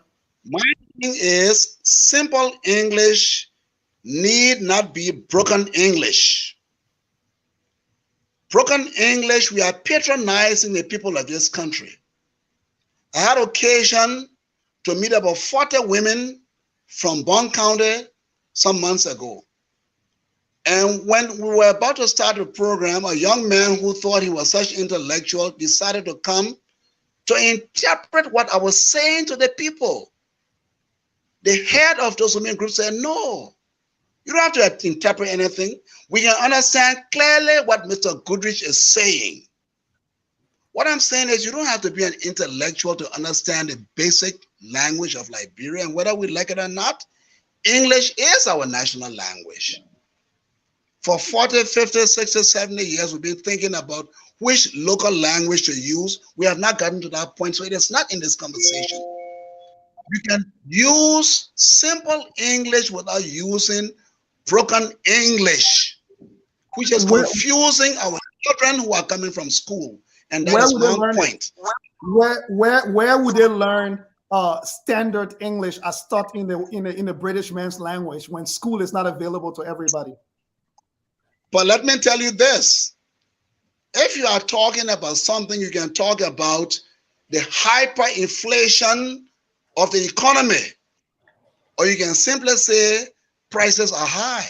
That is simple English. Where do you learn subject-verb agreement? But Leo, your question is immaterial. How do our children learn English here? They just listen to the news. Can you just hold on? Stop interrupting my question, please. Yeah. No, but you are obstructing the man. It's not fair to Mr. Goodrich, though.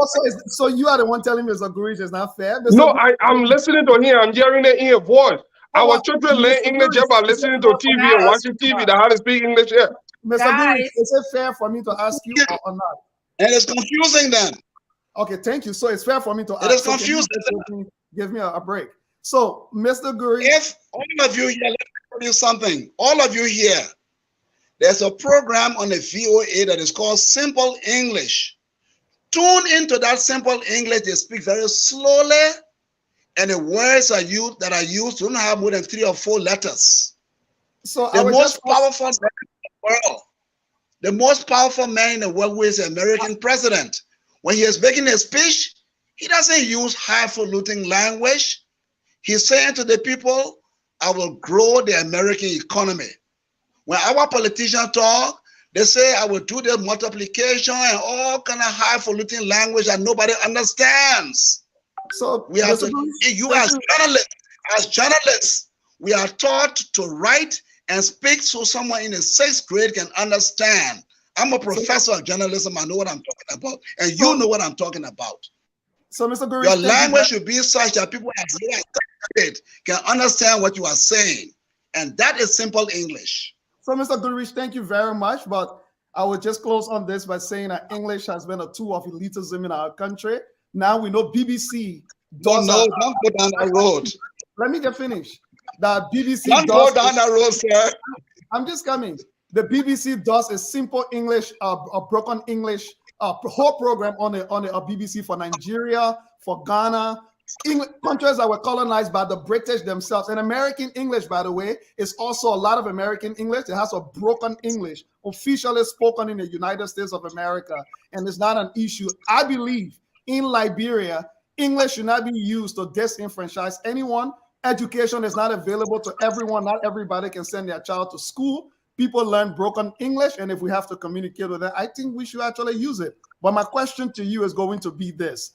as a member of the opposition, Mr. Goodrich, and someone who's very influential and well experienced with Liberian politics, as you have been involved with different presidents that you've actually said, don't you think it's an indictment on leaders of the opposition that for the last 2 to 3 years, they have run in circles, destroying each other, insulting each other, denigrating each other, to the point of taking each other to court, to a government that they all claim, you all claim is corrupt. You just described the government as being insensitive and all of the things you said. However, we spent the last 2 to 3 years seeing the very opposition tearing themselves apart and going to the government for the government to help fix them. Don't you think it's an indictment that with all of the veteran leaders in the opposition, great leaders like yourself, that they could not find a way to cordially engage and find a way to work together to come up with a solution of facing the government, but as we speak, a week ago,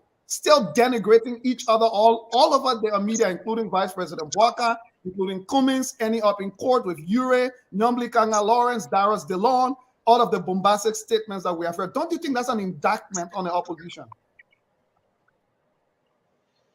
Professor Johnson, you have spoken well. You have spoken very well, and I don't have anything else to say to your comment. You have spoken very well, and it breaks my heart that this has happened to the opposition community.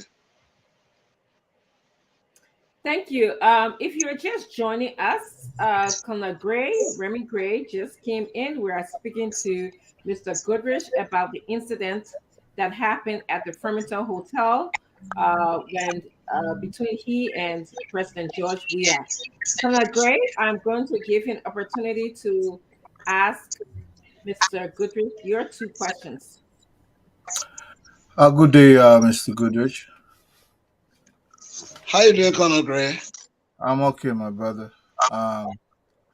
It's a pleasure seeing you. Of course, I could have been one of your students in journalism.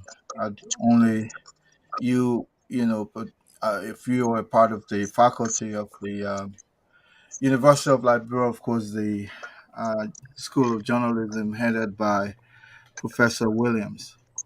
But is there any reason why, of all the individuals in Liberia, Mr. Weah would choose you to accuse you of wanting to inflict harm on him? My brother, it's baffling to me. Since this incident happened, I've had 1,000 conversations with 1,000 people, and it's difficult to point out why this happened. But as I said earlier, before you came on the show, I'm a man of peace. I've been in Liberia for so many years, and all of you here, if you've heard anything negative that Reggie Goodrich has done in this country, you tell me. I'm fighting for reconciliation, and I'm fighting for the development and progress of this country and the little people who cannot help themselves. I'm open to Mr. Weah and I having a reconciliation. I'm talking to people in his inner circle. I don't expect Mr. Weah to come tomorrow and say, to apologize. I'm not looking for an apology. All he has to say is he was misled. Whatever happened was unfortunate, and let us move on. If he doesn't do that, I have recourse to the law. If he has issues on me, let him take it to the courts. We are a nation of laws and not men. But I'm baffled by this onslaught on me and my reputation and my family name. And at some point in time, when I look around and find other people who are too timid to stand up for themselves, I have to stand up for myself. So in answer to your question, I'm as equally baffled as many people are as to why this happened and what was the cause of it. I don't know. But it is sufficient to say that prior to my ascendancy as political leader of the Rainbow Alliance, this type of onslaught did not come. You have to figure out why did it come after I was elected as political leader of the Rainbow Alliance. Perhaps what I would do is I will send all of you, if you provide me with your email address, the statement that I made in response to his State of the Union address. And I address a lot of critical issues, and people are telling me that he may be upset because of some of the issues that I raised. I don't know. But you have to read in between the lines and decide for yourself. So in a short answer to your question, I don't know. Well, probably it sounds like displaced aggression from your explanation. The thing is that displaced anger was also manifested in his response to Louis Brown. This could be a kerfuffle that evolved probably, those unrelated situation. Yeah, I mean, I'm not buying your, not to say I'm buying your argument or denying it, but I mean, one has to find a justification. But you are comparing systems. We see a we administration today that um, that is so vicious. Let me use that language. But on the other hand, you come from a system, the child stealer system, also that was equally vicious. Are you the right messenger to preach good Liberia today that is safer for everybody when you could not give that same bread and butter to Liberians during your tenure or during your association with the Taylor regime? I do not propose to be a messenger. Taylor left Liberia 20-something years ago. I have not worked for any government in this country. I've been in the private sector. I've been a law-abiding citizen. And for your information, if Taylor was around today, I would tell you, and he would tell you that I was one of those that told him that certain things that were happening were not correct. So I'm not a messenger for anything. All I'm saying is that successive governments come in to be better than the previous governments.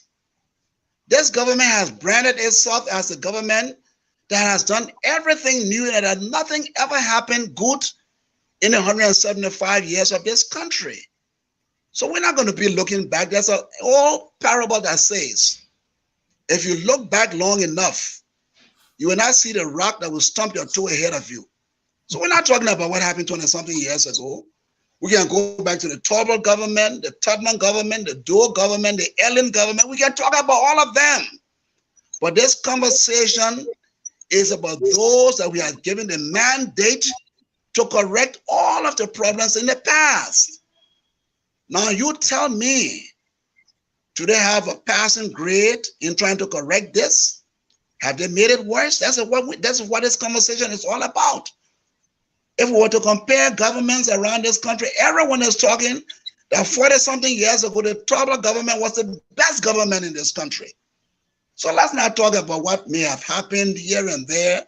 But if these people are boasting that nothing ever happened in Liberia until they came to power in 2018, we have to hold them to account for what is happening in Liberia and what is not happening in Liberia. And that is my mission. In closing up, let me ask you this: what do you likely see? What do you hope to come out of all of this situation here? Because to be frank, you and your family may not be in the best state of mind right now. When you have an entire government a regime that is proven to be so witch hunting, coming after a private citizen like yourself. What do you hope to see coming out of this? I didn't get the front part of your question. What you are saying is, what do I hope to come out of this? Yes, sir. What do you hope to see coming Well, out in of the this first whole instance, struggle? Yes. Go ahead. in the first instance, in a Liberian way, my brother, if somebody picked first with you, what do you hope to come out of it? Someone came and picked first with me, a private citizen, a peaceful citizen who has endured all of the lies and the speculations on my name for so many years. I've endured it.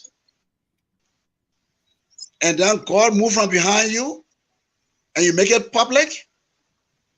I have to defend myself. At the end of the day, the ball is in the president's court. He is the man with the power. He has 1,000 bodyguards at his disposal. He has 1,000 intelligence agents at his disposal. He has millions of dollars of our taxes at his disposal. You all should ask him what should come out of this. I have said what I have to say. It is up to him. I'm saying to all of you, I'm ready for peace. But let him own up to his misconception. Let him own up to whoever lied to him, whatever bad story or misconception he had.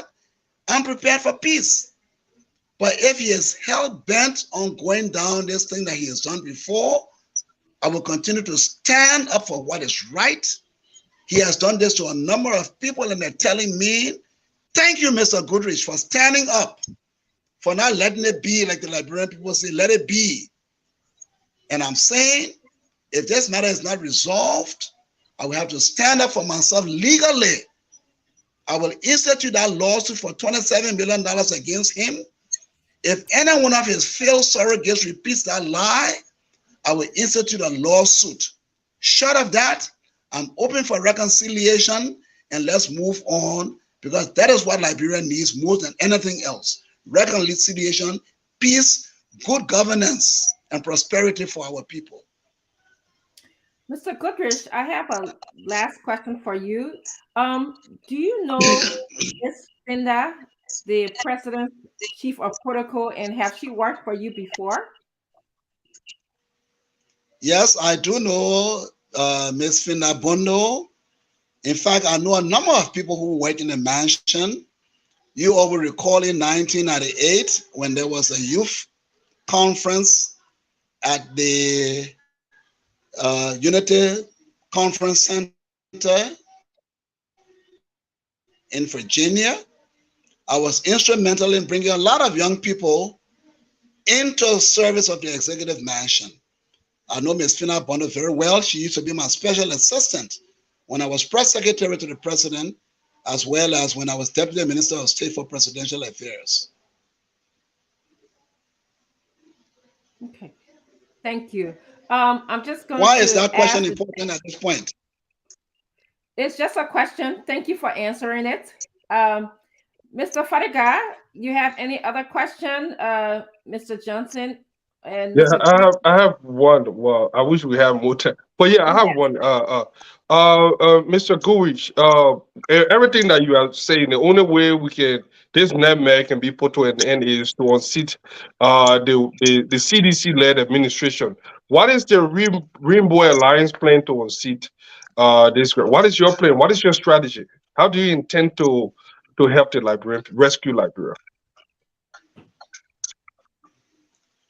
Well, this is neither the place nor the time to unveil our strategy. The fact that you all have invited me on this very important platform to have a discourse about situations in Liberia is indirectly part of the strategy. But in due course, you all will be hearing from the Rainbow Alliance in terms of what we hope to do and plan to do to make sure that good governance returns to Liberia. Thank Leo? you. Yeah, my last question will be, as a key member of the opposition, and you all have laid out, Fadiga did a good job in laying out some of the issues with the elections, from the biometric registration to NEC potentially not even having the resources yet in budget to run the election, to Russian money that you just talked about, allegedly things that you heard about Russian money, and with NEC being entangled in all of that. What are you all depending on then, just going along with this process and hoping to participate in October to unseat the ruling party when you are citing all of these issues that you're saying, that we are saying potentially could be a serious problem for the elections, not being able to hold credible elections?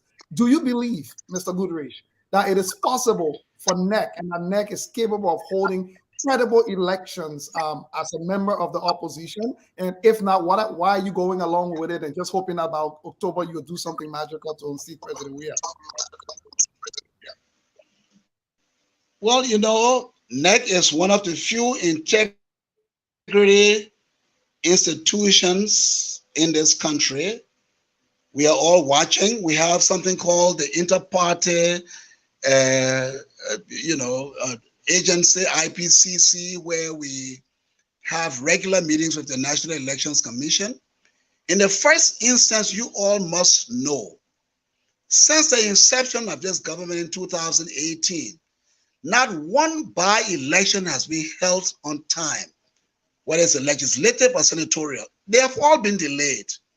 And in my thinking, the cost of hosting a legislative elections in a little district is minuscule compared to the enormous cost of having national elections. And if the government has failed repeatedly to provide a minuscule budget to host a legislative election in a district or have a senatorial elections in a county, and right now, the National Elections Commission is screaming for funding. They have not funded the National Elections Commission, which is the reason why the voters registration process is delayed. I visited a number of voters registration areas. You have heroes who are conducting the registration process. They are hungry. They cannot pay their way to come to work or to go home to provide for their families. And if the National Elections Commission is bereft of the requisite funding from a lazy and inept government that lacks the capacity to fund the elections process, this is not only the problem of opposition political parties. This is the problem of the entirety of the Republic of Liberia and every citizen therein. So the American ambassador has said to the Liberian government, find money. We're not going to find money. You must find money. If you can find money to buy 40 pickups for people across the country, you can find money to travel abroad for 48 days and spend millions of dollars, and you cannot find money to fund your elections, which is the fundamental democratic process that keeps a country on an even keel, that is failure. It is not only the province of the opposition community, but every journalist in Liberia, every mother, every father, everyone who is keen on helping this country to move forward, to step up and say something and do something about a lazy, corrupt, and inept government that fails to fund the democratic process. So I cannot say much about the National Elections Commission. If they were fully funded and they were not fully functional, then I will have something to say. But in the absence of funding, where people are screaming, people who are supposed to make to bring integrity to our elections process, they are hungry. They are walking home. They cannot feed their families. It is within the purview of the government to ensure that the electoral process works on behalf of all of us. So thank you, Mr. Goodrich. And I've heard you lay out the problem. What I haven't heard yet, and I agree, is all of us problems, including fathers and mothers and everybody. But not all of us have the same platforms and ability that you have as an opposition leader and as a member of the opposition. My question is, what is the opposition doing about this alarming issue before the elections, rather than just going along and feeling empathy for the Liberian people and then going like the electoral process might just be a mess? What is the opposition doing about this or going to do about this? Sir, you have just afforded me the platform as a representative of the opposition community to lay out these problems to the Liberian people and to the world. This is what we are doing. This is what you are doing. This is what you and I are doing.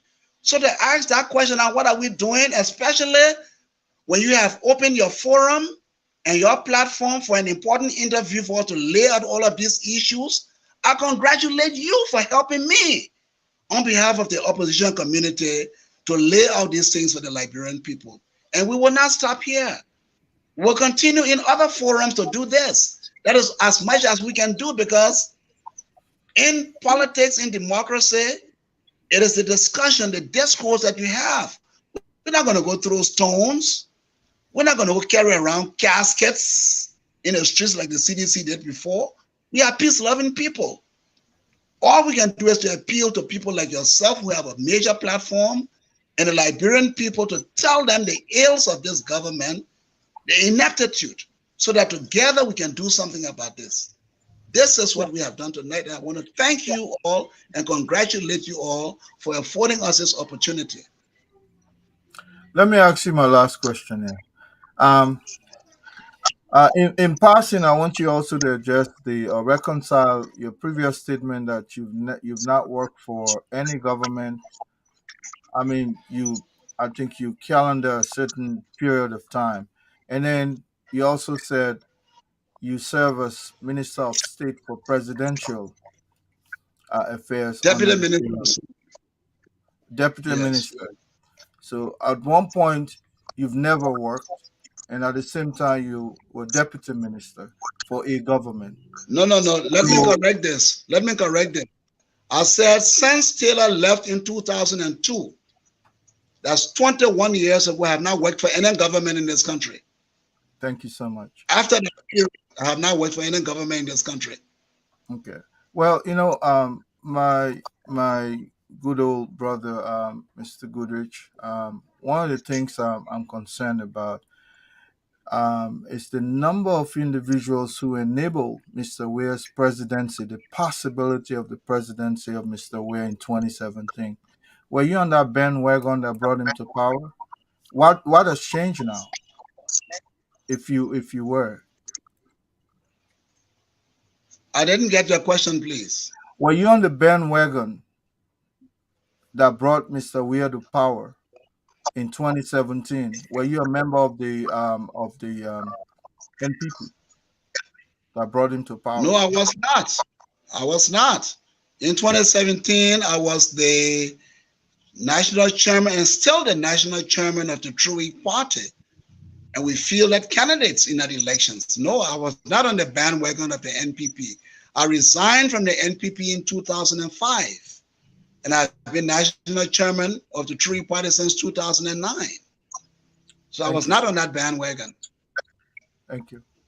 Yes, it is a pleasure having you here today, Mr. Goodrich. I'm going to ask you to please give us your closing thoughts. I just want you to know that we'll be going to the phone lines later on into the show, and if you keep if you keep listening, you will hear Liberians speaking to you, or they will be speaking to a myriad of problems or issues that we'll be discussing here tonight. So, could you please give us your closing thoughts? And thank you for being here. You are such a wealth of information you provided to the Liberian people today on this subject matter. We hope to have you back actually to get into the response that you said you gave to President Weir. Unfortunately, we didn't have a copy of that information here with us, but we'd like to dive into that. Well, let me first of all congratulate the Spoon family. You all are doing very well for the Liberian people. Your platform is well received and well respected. And it's a privilege for me personally to have been invited, to be part of this platform. What I'd like to say to you all is that my whole life I've been an humble person. I do not try to pretend to be what I am not. I'm a regular low-key person, and I love people. But, a person can be pushed but so far.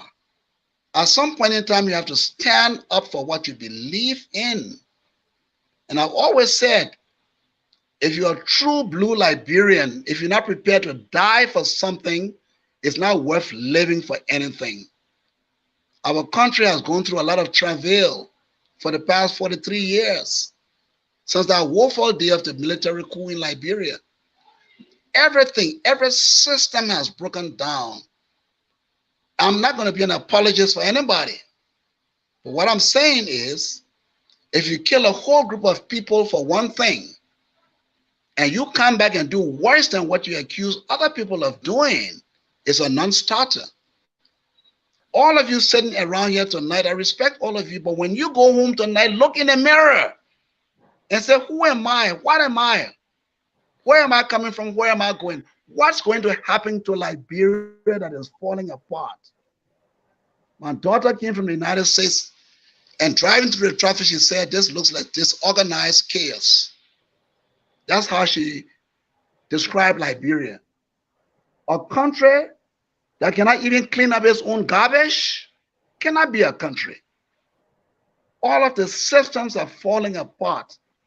The agencies and ministers of government, you don't even have typing paper to do the government's work. There's mass scale lethargy pervading across this country. Where are we going? I traveled throughout West Africa. Liberia was the beacon of light throughout Africa years ago. Now we are subjected to be fourth-class citizens among the Community of Nations. Our nation has been brought to its knees. All of you proud and intelligent people, you have families, you have followers, you have a platform. Let us work together. Let us fight for this country. Let's make sure it's going to be a difficult task to rebound, but we can do it. It doesn't take 1,000 people to do it. So all the Liberians tonight, I'm not a perfect person. I have never been perfect, and I never try to be perfect. I have my faults. What I can say to all of you, let's stand for something. Let's be principled. Let's not be bought for a few dollars. The most disappointing thing that happened to me in my ordeal with Mr. George Weah in a few days was a friend who I have been his childhood friend for 45 years. He sent me a text message to say, my brother, it's nothing I can do because the president is my boss. The only thing I said to myself, this man is putting his employment and his salary above the welfare of his childhood friend. It broke my heart and I came to tears. Where are the men of Liberia? Where are the women of Liberia who stand up for Mr. Kudris, please speak into the mic. For some reason, you're going in and out. I'm speaking directly into the mic. So I just want to thank all of you. Okay, thank you. Now you are going in and out. So it suggested to me that you are not speaking directly into the mic. So thank you. All right. Thank you so much. God bless you all and happy Easter. Happy Easter to you too. Goodbye. Thank you. Goodbye. Happy Easter. So panelists, we will be going to the phone line, I believe, shortly. Just want to give you the opportunity to reflect on what you heard, what you said, anything that still sort of germinating inside of you that you can express that here before we go to the phone line. I want to start with you, Fadiga. I want to start with Mr. Johnson, Mr. Gray. Maybe about 1 minute. I want to go to the phone line about 6:02. And Mr. Goodrich, I see you still with us. You can continue to be with us if you want to. And I will be with. I want to eavesdrop on your conversation. Feel free to do that. I just like to respect respect the time of my guests, but feel free to join us. So, Fadiga, any thoughts? Mr. Goodrich is right here. You can reflect on what you heard him say, how you experienced him today. Obviously, I'm going to a little bit of my group therapy psychology experience right now. We're in a year and now. He's right here. You want to give him your thoughts, and then we're going to go to the phone lines. He's going to stay with us. Well, Mr. Guri spoke well, and coming from the Chewy party, the former standard bearer, the late Councilor Rudolph Schemmer, he used to be like a godfather to me. We all lived in the same place on Mama Point, so I knew him very well. He was a very nice man. But he spoke well. What I did not hear today, and I've not heard that, I know very well based on who we talked to on the ground and we talked to in the rural part of Liberia and all around Liberia. This election going to be challenging for the opposition. That I know that, and I know that the only way we can defeat this president can be removed from power is by unity. And we have not seen that. I'm seeing that the voter morale is down. I've seen that there's so many biting and fighting within the opposition, and I don't know at what point people like Mr. Gurij and the Boyka and Cummings will come together. I see everybody taking their position and marrying their position. What I do know, and I'm sure Mr. Gurij tried to dodge it, is that nobody has the number. Not Boyka, not Cummings, and certainly not the Rainbow Alliance. 30 seconds, Mr. And Fadiga. none of them have the Tommy. So I don't know how they're going to. I don't know the strategy in place. But what I do know that if nothing is done within the next 6 months, couple of months, George Weah could be reelected, and this nightmare going to continue. Thank you, Mr. Johnson. Your reflection on our thoughts here today, our conversation with Mr. Goodrich. Yeah, no, thank you. I guess I speak from a different generation, and I speak with a very different perspective. Like I said, the generation before us destroyed whatever they did, however it happened.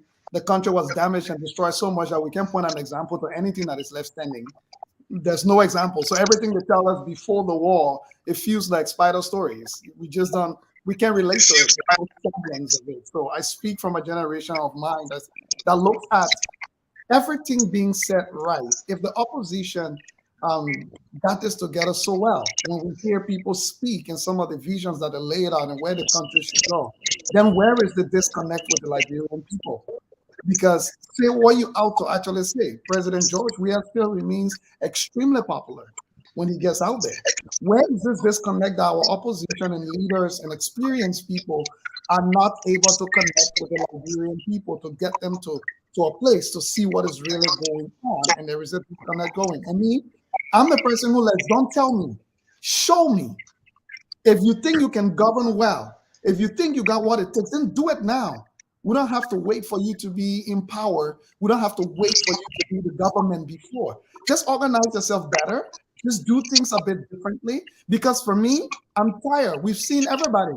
Everybody have told us what they can do, all the big visions. What we yet to see is people really showing us. So I believe it's a real litmus test for the opposition side to begin to demonstrate that they are different than the CDC, that they are different from President Weah. When we still got people in the opposition party calling young people militants, in opposition calling young people militants, and we got people in the ruling party calling young people militants, where's the difference? When we still see the same level of disorganization within the opposition and we see it in the ruling party, where is the difference? So for me, I think it's about time for our leaders, especially the ones who can tell us more about where we've come from, show us more than telling us. We want to see. We are tired of hearing. It's time to actually demonstrate.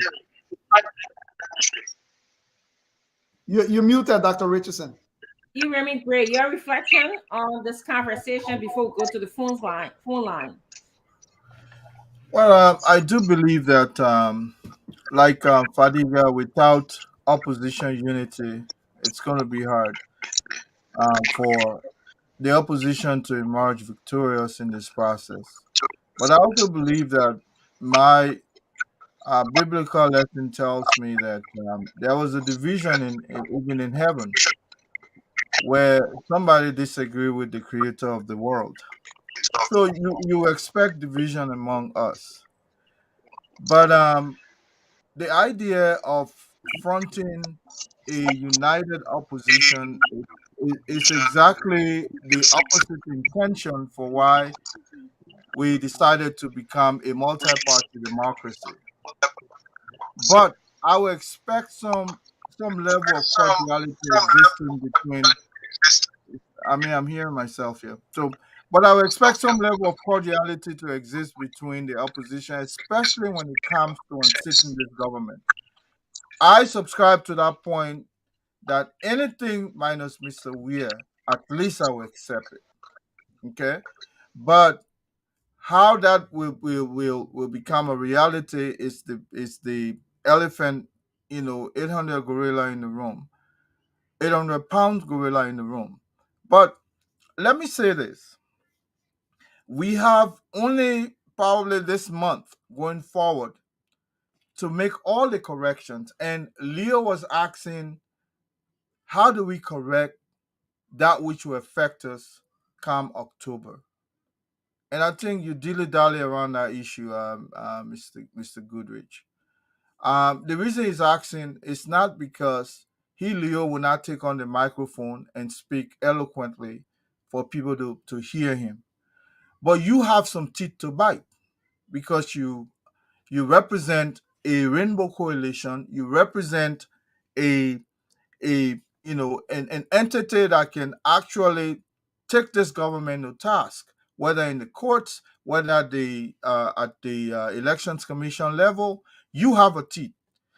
What have you done? That's the question he was trying to ask. What have you done to actually hold this government's foot to the fire, that you have to go by certain principle that we espouse as a nation in our electioneering process or democracy?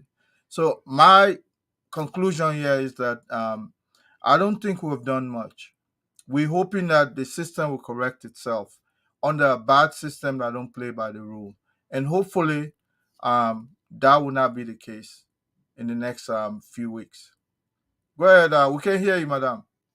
Thank you. Gosh, I'm getting myself caught up in this mute business.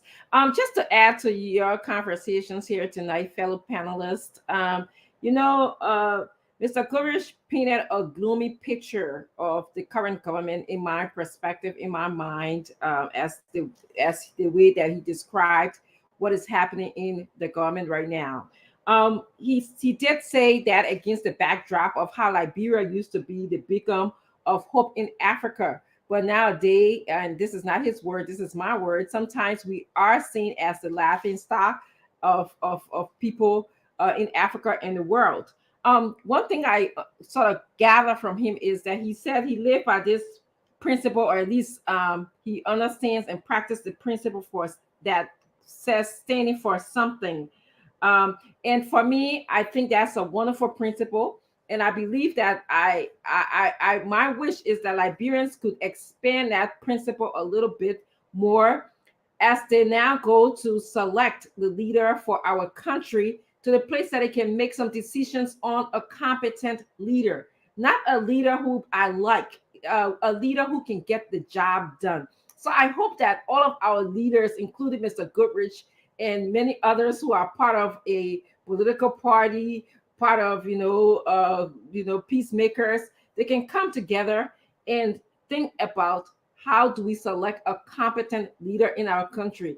Yes, likability, winnability, those are all good democratic principles, okay? But are we truly practicing the principle of democracy in our country? Are we truly practicing the principle of free government, a check and balance system, or are we just practicing a government that has a very powerful executive branch? Is that what type of democracy is practiced in other parts of the world, especially since our Constitution emulated the Constitution of the United States that actually practices the three branches of government? So those were kind of thoughts that sort of going through my mind. I'm going to have you stay with us, Mr. Goodrich, and we're going to go to our phone lines, and we're going to have people call in, and then we'll give you an opportunity to respond to the phone, because just in case people might have questions for you. So the phone lines, we're going to have people from Liberia calling, and then people in the diaspora calling as well. So who's there today? I forgot. Aaron, I think that you there. That Aaron, right? Aaron, please come back. Yeah, Aaron, yeah. Yeah, thank you. Aaron, please open the phone line and just have Liberians give their thoughts about the conversation that they heard tonight involving the incident that happened at the Farmington Hotel, and any other thoughts they have regarding the conversation that they heard with the panelists and Mr. Goodrich. So the numbers to call are 0777 771075, 0555 101075. Let's take this very first person here on the line. Welcome. Good evening. Let's hear you. Good evening. You're welcome. Let's hear you. Anyway, I'm James Fokwa, calling from Upper Corwell. Go ahead. Wambaguri, we're sorry for the unfortunate situation. But what I want you to do is to try very hard. You talk to Kumi. Like if you go as Vice Senator to Joseph Walker, you will see the whole Moria will be outside there. Just like they announced the election result, final result of the election. You are the only one here. Just let it bag on, big bag on, forget about it. They may accuse plenty people in this country. Recently, accused Queen Johnson, this and that. He told Bernard Ure that so long he's living, no Ure family will be leader in this country. All those men, you listen to it. When you can go to the party headquarters and tell the truth. I'm ready for fight. And as president, you can't look at those things there. You just fight by all means and take this nightmare over us. I beg you, you have to talk to Kumi. That the Indictment we are waiting for now. We are suffering. We are feeling the pain. I was 30 years old when the war entered here. Now you see my whole hair, my whole gray hair. I beg you people. You're united people. You talk to them.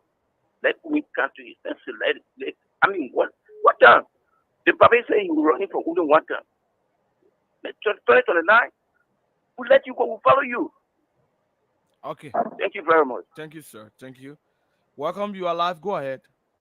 Thank you, Aaron. This is DJ Lucas calling from Forward. Let me say good evening from my end and good afternoon to the other end of the world and good morning to people that are listening. They're very low. The speakers are low. Let me say Hello? hello. Yes, we're getting you, but you like a little bit cracking. I don't know why. Okay, let me change my position. Am I clear? Yes. Okay, now go ahead. Okay, thank you very much.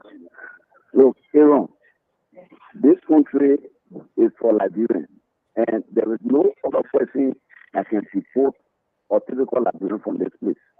The mistake we made in this country to make President Villa or President, and 5% is not a mistake. And thank God that this came into the space and he become president for us to know his business. This man is not a leader. But thank God, you see, Honorable Gurus, you say everything will listen to you. But the Liberian, can we put our acts together? Let the ANC stop provoking the Unity Party. Let the Unity Party stop provoking the ANC, and we are in position try to stop provoking one another. Let the Misa be sent to President. We are Misa of anything. This government is for completely to relate to people if we make mistakes. And we just get us after and we just lose ourselves. President. We are going to be re-elected. But for this, that I'm saying this, you know what, President?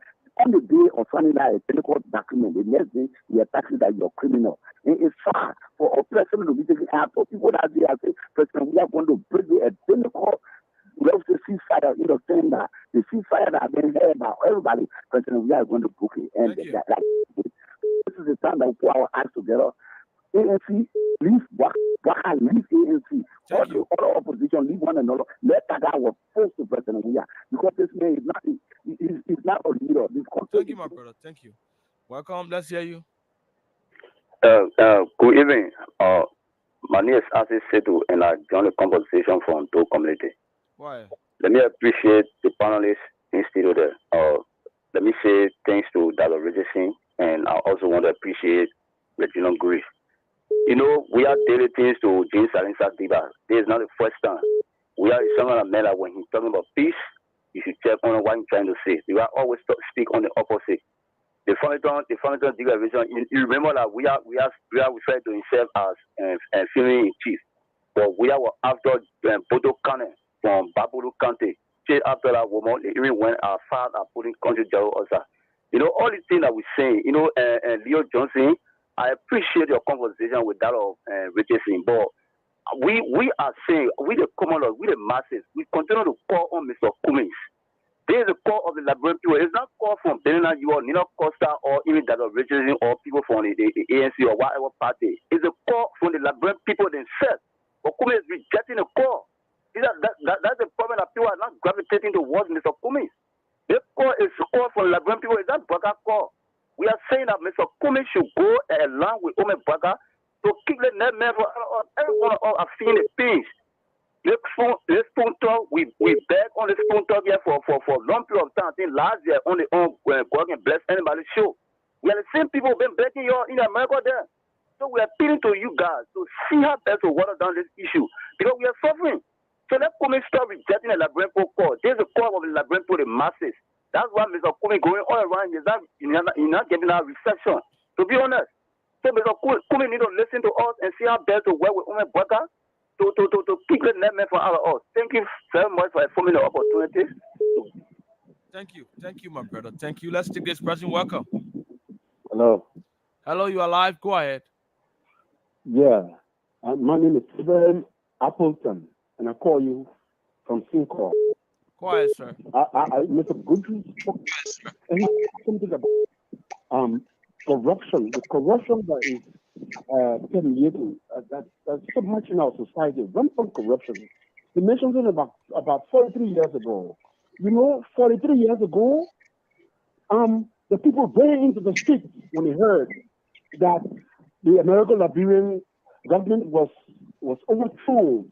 They didn't know that 43 years of tyranny, despotism, rampant corruption, executive impunity awaited them instead of death for those who dare speak out. I pray for Mr. Goodrich and right now on my knees for him that we don't come after him others who are speaking out. Have a nice day. Thank you, sir. Let's take another question. Welcome. Hello. Please walk away from your radio, please. Yeah. Can you hear me clear now? Go ahead. Let's hear. Wow, you went off. Let's take one more. Welcome. Hello? Hello? Yeah. Go ahead.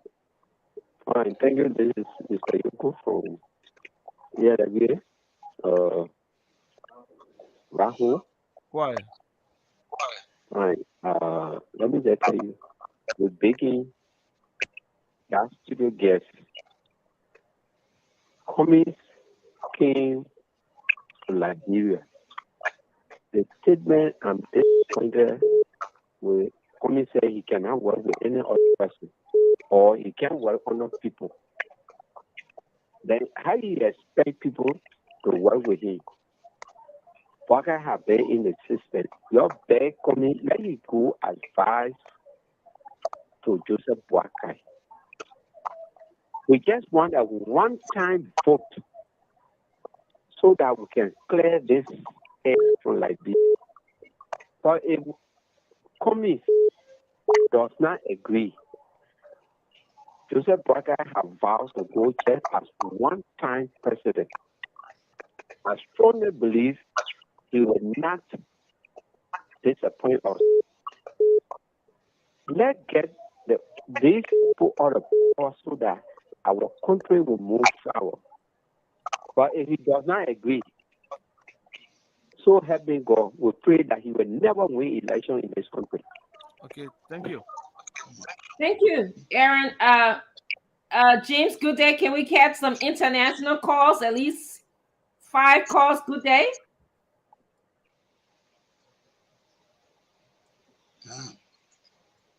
Good day. James, are you there? Yes, thank you. Can we take at least 5 international calls? All right. Let me get this caller. Good evening. Good evening. Good evening. Please do I monitor. Please do I monitor, please. All right. When you do I monitor, please call back. Good evening. Hello. I'm sorry. Let me get this. Good evening. Hello? Yeah, your name and where you calling from? Hello? What is your name and where you calling from? Yeah, my name is Corey Stable and I call from the US. Okay. I just wanted to appreciate you guys for the work you guys come to do for Liberian people. And I pray that God will reward you guys and return the history with your sugar. I called again today to let everybody know. I was leading to Lieutenant Comey for Indonesia State. He's a very good man. And the people that run the old man did not give him good advice. Did not give him good advice. There will be absolutely no way. It's like Lieutenant Comey being the head of UTC all true. Somebody come from nowhere and say, you know what happened? There's a higher position we're vying for. But I'm just coming, even though you popular in the UTC company, but I want to be ahead. You want to go next to me. You're not going to like the idea. Okay, look, the only way, the only time for Honorable Comey to become president in Liberia is to support her. He had a better opportunity. Now, CDC was lied to him. And seeing it, I'm hearing it in the secret room. They will say, oh no, don't support him, man. We want to become president for the next time. You're going to be next to me. George, we are going to fool him. And that's he going to lie to fool. All right, thank you. The best thing that the Dana Committee. Carlos, I'd like to remind you that we had a conversation with Mr. Goodrich today. Yeah. Please speak to the issue. Yes, thank you. Good evening. Hey, good evening, good day. What is your name and where you joining us from? This is Prince PC Kalan Jr. and I'll call you guys from Texas. Okay, go ahead, sir. Hey, let me just make one point clear, right? We all encouraging Cummings to go outside. Can we really talk about the issue tonight? The guest? Yeah, we all preaching. Look, that's not important. The important thing right now is our country. We all preaching the same politics. We all preaching. Yeah, that's go straight to the point. Go ahead. Judge Weir gossip is not important to this country. Okay, sir. We all preaching the same politics about Cummings going second. Look, what's the UN people responsibility here too? Mm-hmm. Everybody talking that Cummings go second, How can like UN people across the 15 counties put themselves together, leaders, walk over to these people?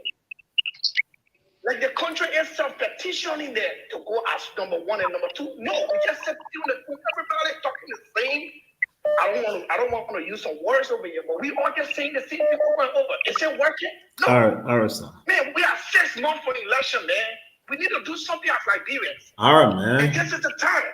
All right, man, sir. Jesus Christ. Thank you, sir. You trying to speak American English to my man too? Yeah, he's there, man. I say, all right, man. Hello.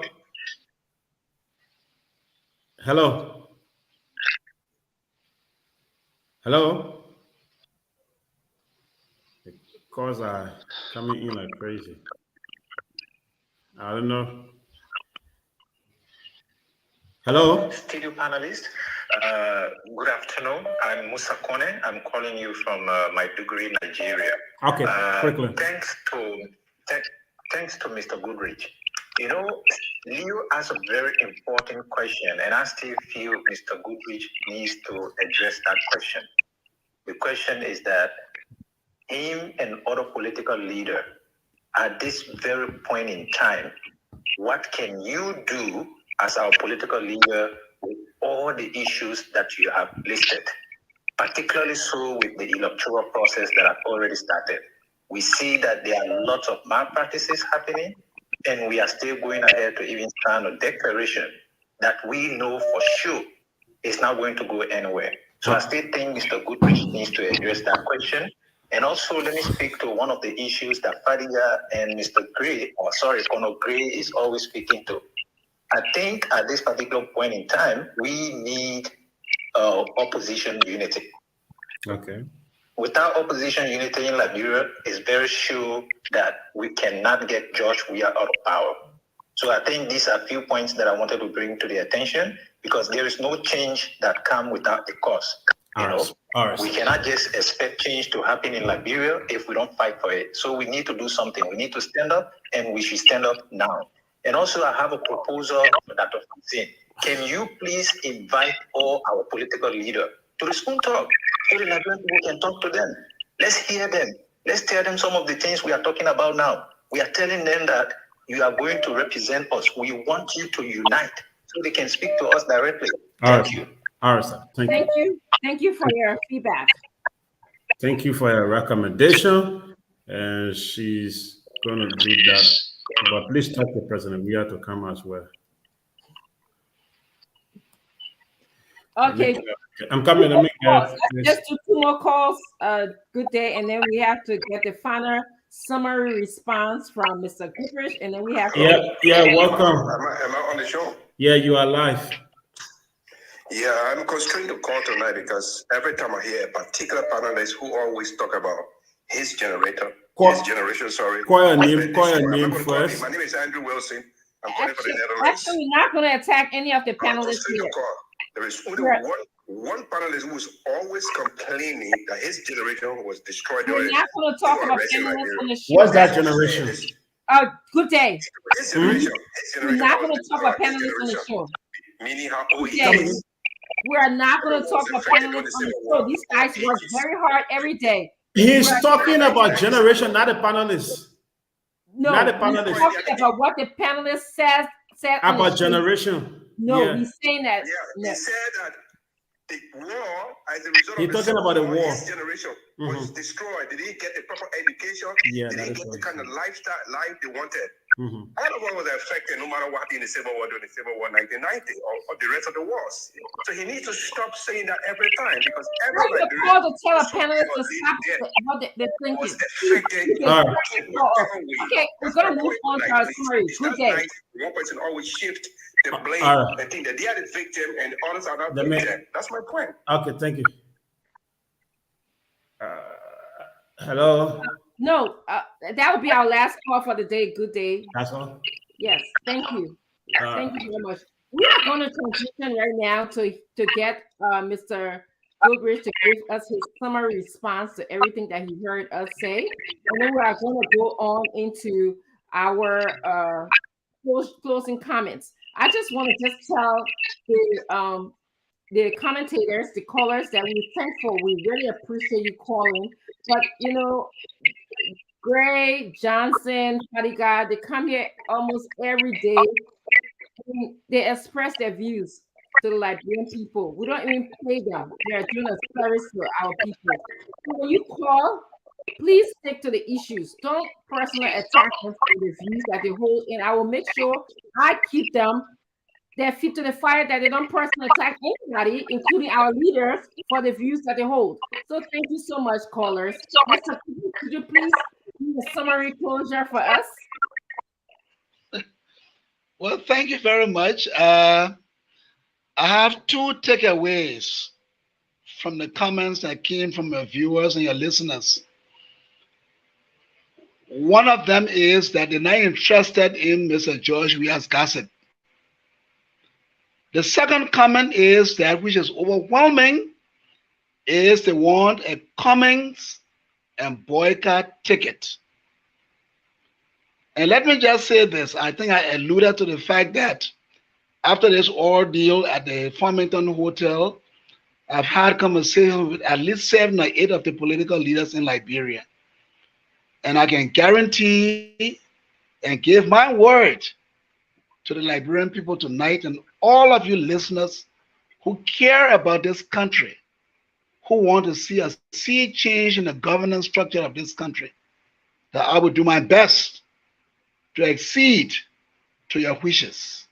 I will do my best to fight for the dream team that will remove this inept government from the backs of the Liberian people. I want to thank all of you for this opportunity. Thank you so much again, Mr. Goodrich. I would definitely appreciate you coming back here to speak to us. It was a pleasure having you add your knowledge and your thoughts to the current trends in Liberia. I want again, please feel free to email us that response that you give, that you speak about here to the president, that you think attributed to some of the disruption that happened at the Farmington signing agreement ceremony. Thank you. We appreciate you. We're going to go into our closing. You need a copy of my statement? Yes, if you can, that'd be great. Just text me the email address and I'll send it right away right now. Okay, I will do that. I believe the CEO has your. Somebody told me my mic is acting funny. I believe the CEO has your information. We'll send it to you.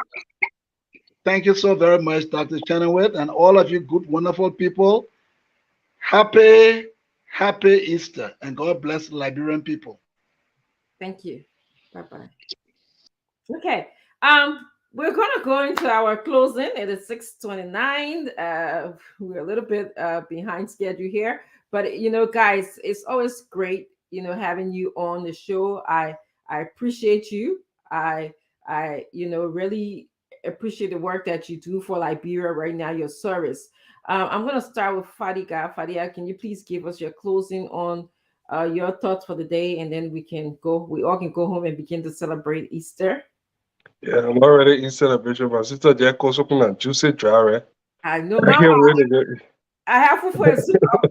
Oh no. But I want to speak directly to the Liberian people. I want to speak to Cummins and the Boyka people. You guys keep hearing it. Some of you call us sell out, but I've been called us sell out so many times. Some of you call me joining from party to party. I've heard all of those things. They do not bother me because I've been around for long enough to know multiple when. Oh, all right. Am I still clear? Yes, we hear you All very. right. But I want to speak to a lot of you. I read the comments. I will start with the comments, folks. A lot of you believe that, oh, I've heard some of the weirdest comment. Oh, you think you get 7%? Then why are you wanting to go vice president? Oh, this way. I've heard almost all the outrageous things. It shows that you don't even know a jing thing about what is going on in Liberia right now. If you have a child and that child is bad, none of you will throw it away. If you have a relative that is one of the most notorious person, none of you will throw that person away. But you guys are willing to throw Liberia away. And that's the mindset that discouraged the Liberian people about this diaspora. They know, so, oh, yeah, that job we have be there because you can go to work. If you were in Liberia, most of you that think that you are smarter now and know too much and are enlightened, you were in that state a few years ago. You didn't know nothing. It's easy to tell someone, what if? Why can't you do it this way? When you are not there. But when you are in that situation and your life depends on it. We have a Liberian in the Philippines that spoke against our government, and right now nobody going to put something in your pocket. You lose your job, there is nothing, no ramification. So when people talking about, oh, it's not because people believe that Mr. Cummings is not good enough. You guys behave as if to say, Mr. Cummings, there is no other job on this earth that is more than president or vice president. I don't care whether you Coca-Cola or whatever CEO. The vice president will be the most prestigious job this man has ever held. The vice president of a nation. And he could well be the president. We're not saying it because we think that one person is better or Boyka. My view on Mr. Boyka have not changed. But what I have considered, a lot of us have considered, we are listening to the Liberian people. Look, one of the disadvantages of democracy is majority rule. Is that why you guys are advocating for dictatorship? Because in a democracy, no matter how idiotic, no matter how silly the majority believe, their voice matters. You cannot be a minute portion of the society and think that you can just rain down your parade on the people. No. You have to, even in the greatest democracy in the world, that have only two parties. We get to Sunny. In America, they got only two. But they can fight, they have to make it white. And they have made it work for almost 200 years. In Liberia, we got 30, we can make it work. It just shows how some of you not understanding and thinking. Some of us, the reason why we are even advocating for this unity is because we respect Mr. Cummings. We know that he has struggled. We listen to the polls, we listen to people on the ground, and we know if the Liberian people want that excitement going to the poll, let's give it to them. I'll go on Mr. Boyka. So you United Party people, and you think that you now win election, that's a lie. George Weah will beat you flat. I call on Ambassador Boyka today as an elder statesman, as someone that says you should think, love, and what was the other one? Think, love, and build Liberia. Is it think, love, and build Liberia? Yes. Think, love, and build Liberia. You should be thinking and loving Liberia right now. Whatever meeting you have to make any endorsement or announce or running mate, Mr. Boyka, I want you to think hard tonight. Go have that nightmare and cancel it. It doesn't matter whether the two of you and Mr. Cummings go together today or tomorrow, but sit down. I thought you made a very terrible mistake with the Nikwe pick. And I think waiting for another week or month to announce your VP would be the best thing to do. Do not go and let people feel, because I know the Unity Party guys, they all hyper right now. Oh, yeah, sorry. I don't need to work in Liberia. I'm not even thinking of working in Liberia. All we want is the best for Liberia. And I can tell you, Unity Party folks, the Liberian people may be tired with the job we are, administration, but the Liberian people can also remember what you did in the last 12 years. The Liberian people can remember how you squandered opportunities within the last 12 years when you were in power. So if you want to be remorseful, if you want to be accepted again, now is the time. If you want to make amends, is to think this through. The notion, because I have talked to a unit, my own sister.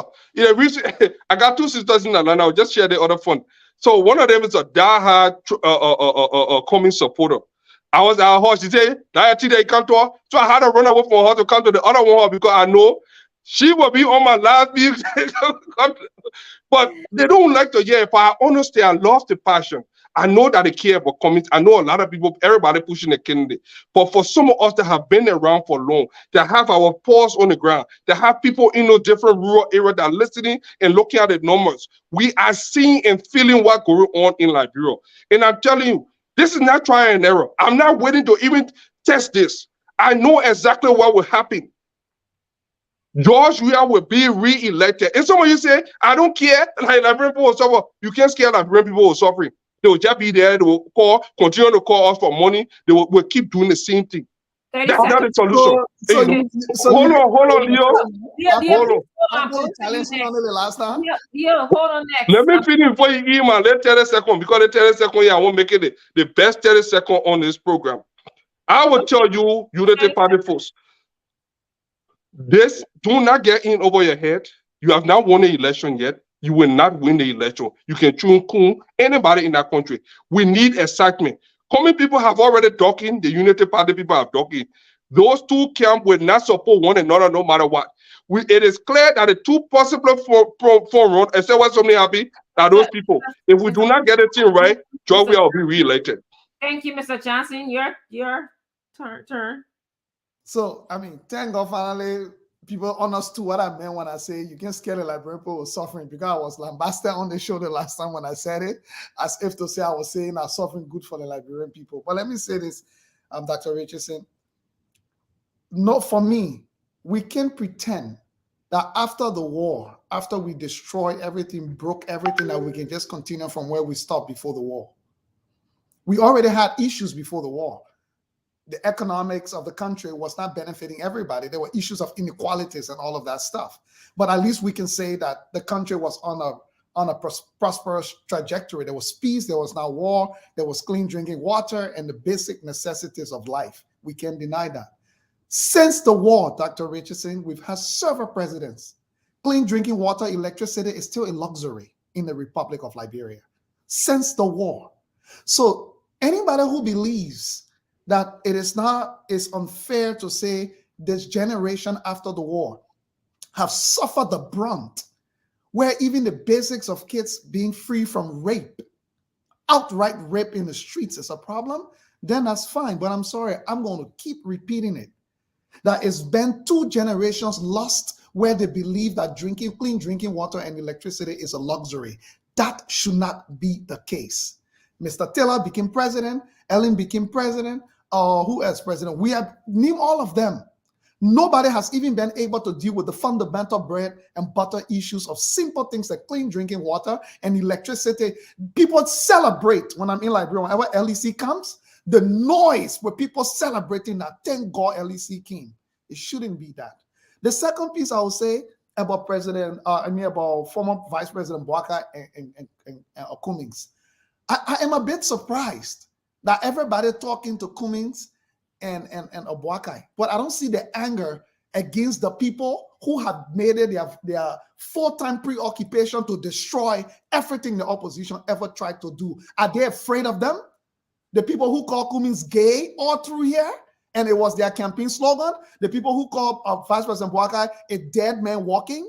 The people who call Vice President Boaka too old, 80-year-old man won't be president, or in the media. Why are people afraid of them? Why are we not seeing the anger from people who support the opposition lashing out at these people? How can you be hailing and celebrating the people who insult these two people and try to drive a wedge between them, then at the same time saying you want both of them to come together? It makes absolutely no sense to me. That was then. This is now. That wasn't then. Can I interrupt him? 2 days ago, we got major people in the opposition all over the place insulting political leaders in the opposition. We got people insulting, and the people in the opposition worship these people. But then when it comes to say, oh, why Cummins and Bwaka can sit down together because the people who are behind each other are hell bent on destroying and insulting each other all day.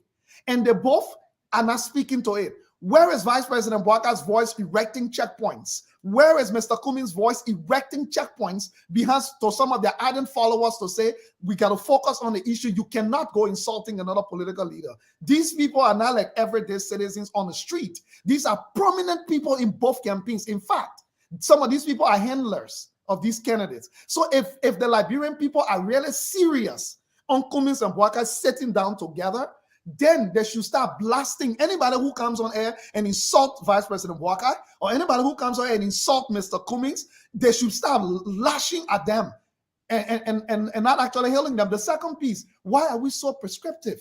Why is everybody saying Cummins will go sit down with Bwaka to go talk about him being vice president? Why are we not making the proposal that these two leaders, astute leaders, should sit down and brainstorm how they both must collaborate to ensure that if they want to win an election in Liberia, let them, are they not sophisticated enough? Are they children? That we need to be prescriptive, that the precondition for them sitting down should be Cummins going to sit down to be vice president. So I'm just saying, Mao, you really want a serious conversation, level the playing field. I want to see you there, Fadiga, lashing out at him, man, what can be in the media, calling Cummins gay, the one what can be around. And by the way, they've never retracted that statement. It's never been retracted by anybody. They've run with it, and people run with it till today. Have they retracted it? Just a few days ago, we heard another person calling another opposition person, selling him organs.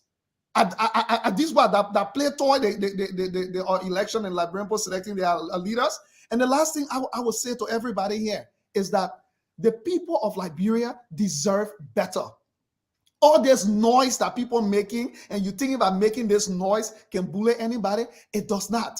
I would say to everybody today, when we still live in a country where a pack, for the first time, a 35-year-old man or woman can say, in my whole life, that my first time seeing pack, it is a colossal failure of our past leaderships up to now. So instead of us sitting here and talking about how bad President Weah is, let's start talking about the vision for how we will make Liberia better. President Weah, the problems that we have, we know them. Show us the vision, show us the roadmap as to what we can do to change this country, rather than only telling us the country bad. Thank you. Mr. Gray, Colonel Gray. You know, in this situation right now, I don't want to be in Ambassador Buckeye's shoes, because I can just imagine the number of pressure he's facing. You know, everybody's trying to push their pocket, but I think the voices of our people sort of becoming more unified around this idea that he must collaborate with Mr. Cummins.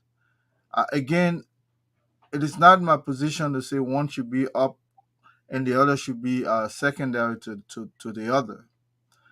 But consider this like you almost at the finish line. One person is leading, but you cannot say that person will make it to the finish line with all this other person pushing them through. Or this other person pushing the other through. We're so close. So my proposal would be the ambassador must return to the CPP. The situation there today would be different than it was when he left. If he goes there, that's the beginning of the unity that we're preaching. He should go left, because there are certain people who also may not want to elect Unity Party for the third time. So you take care of that when he goes back to the CPP. And when he goes to the CPP, they will not be talking about voting black, this black, that black. It'll be that alone would spell unity and would scare the ruling establishment. There's nothing wrong for him to go back to the CPP and begin to work from that level and determine what goes thereafter. If we don't do that, this will all be wishful thinking. But I think what I've seen is that either of those two people on top of a ticket where the two collaborate will have unity. All this calling names, calling this person, that person, all will go away. And I think there are people who are working arduously for us to divide. We have this thing. It's like these two people, if they miss this opportunity, they want to sit down and say, if only I had. Because 2029 is not promising to any of them if they don't make it there.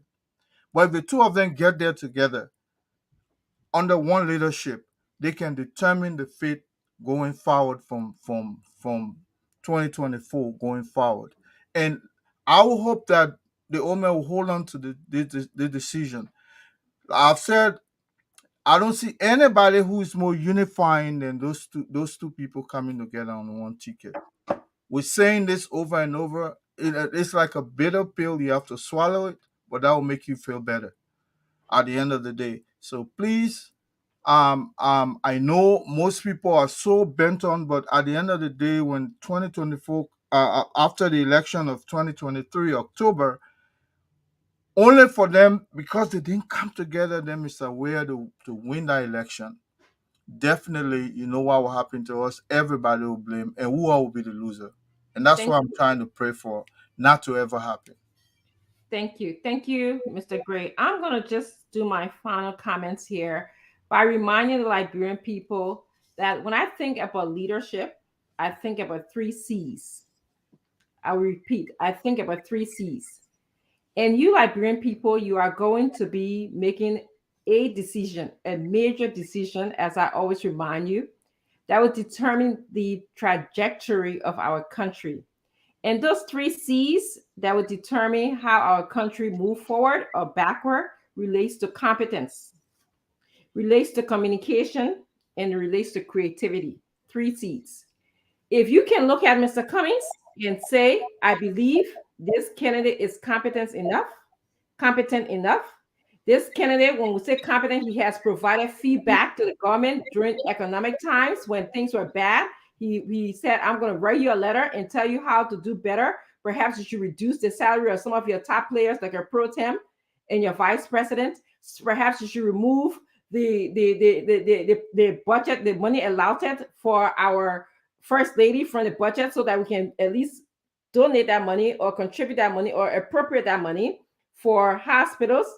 Can we please remove this? Thank you very much. So yes, it's very distracting when I'm speaking. And so when you think about communication, okay, when you think about a leader is supposed to communicate with its citizens almost every step of the way, especially in our country that have such a huge gap within people who are educated and people who are not educated. We need not to have a vacuum where people will be filling in a vacuum as to what is the president doing, what is the vision of our country, how are things going in our country.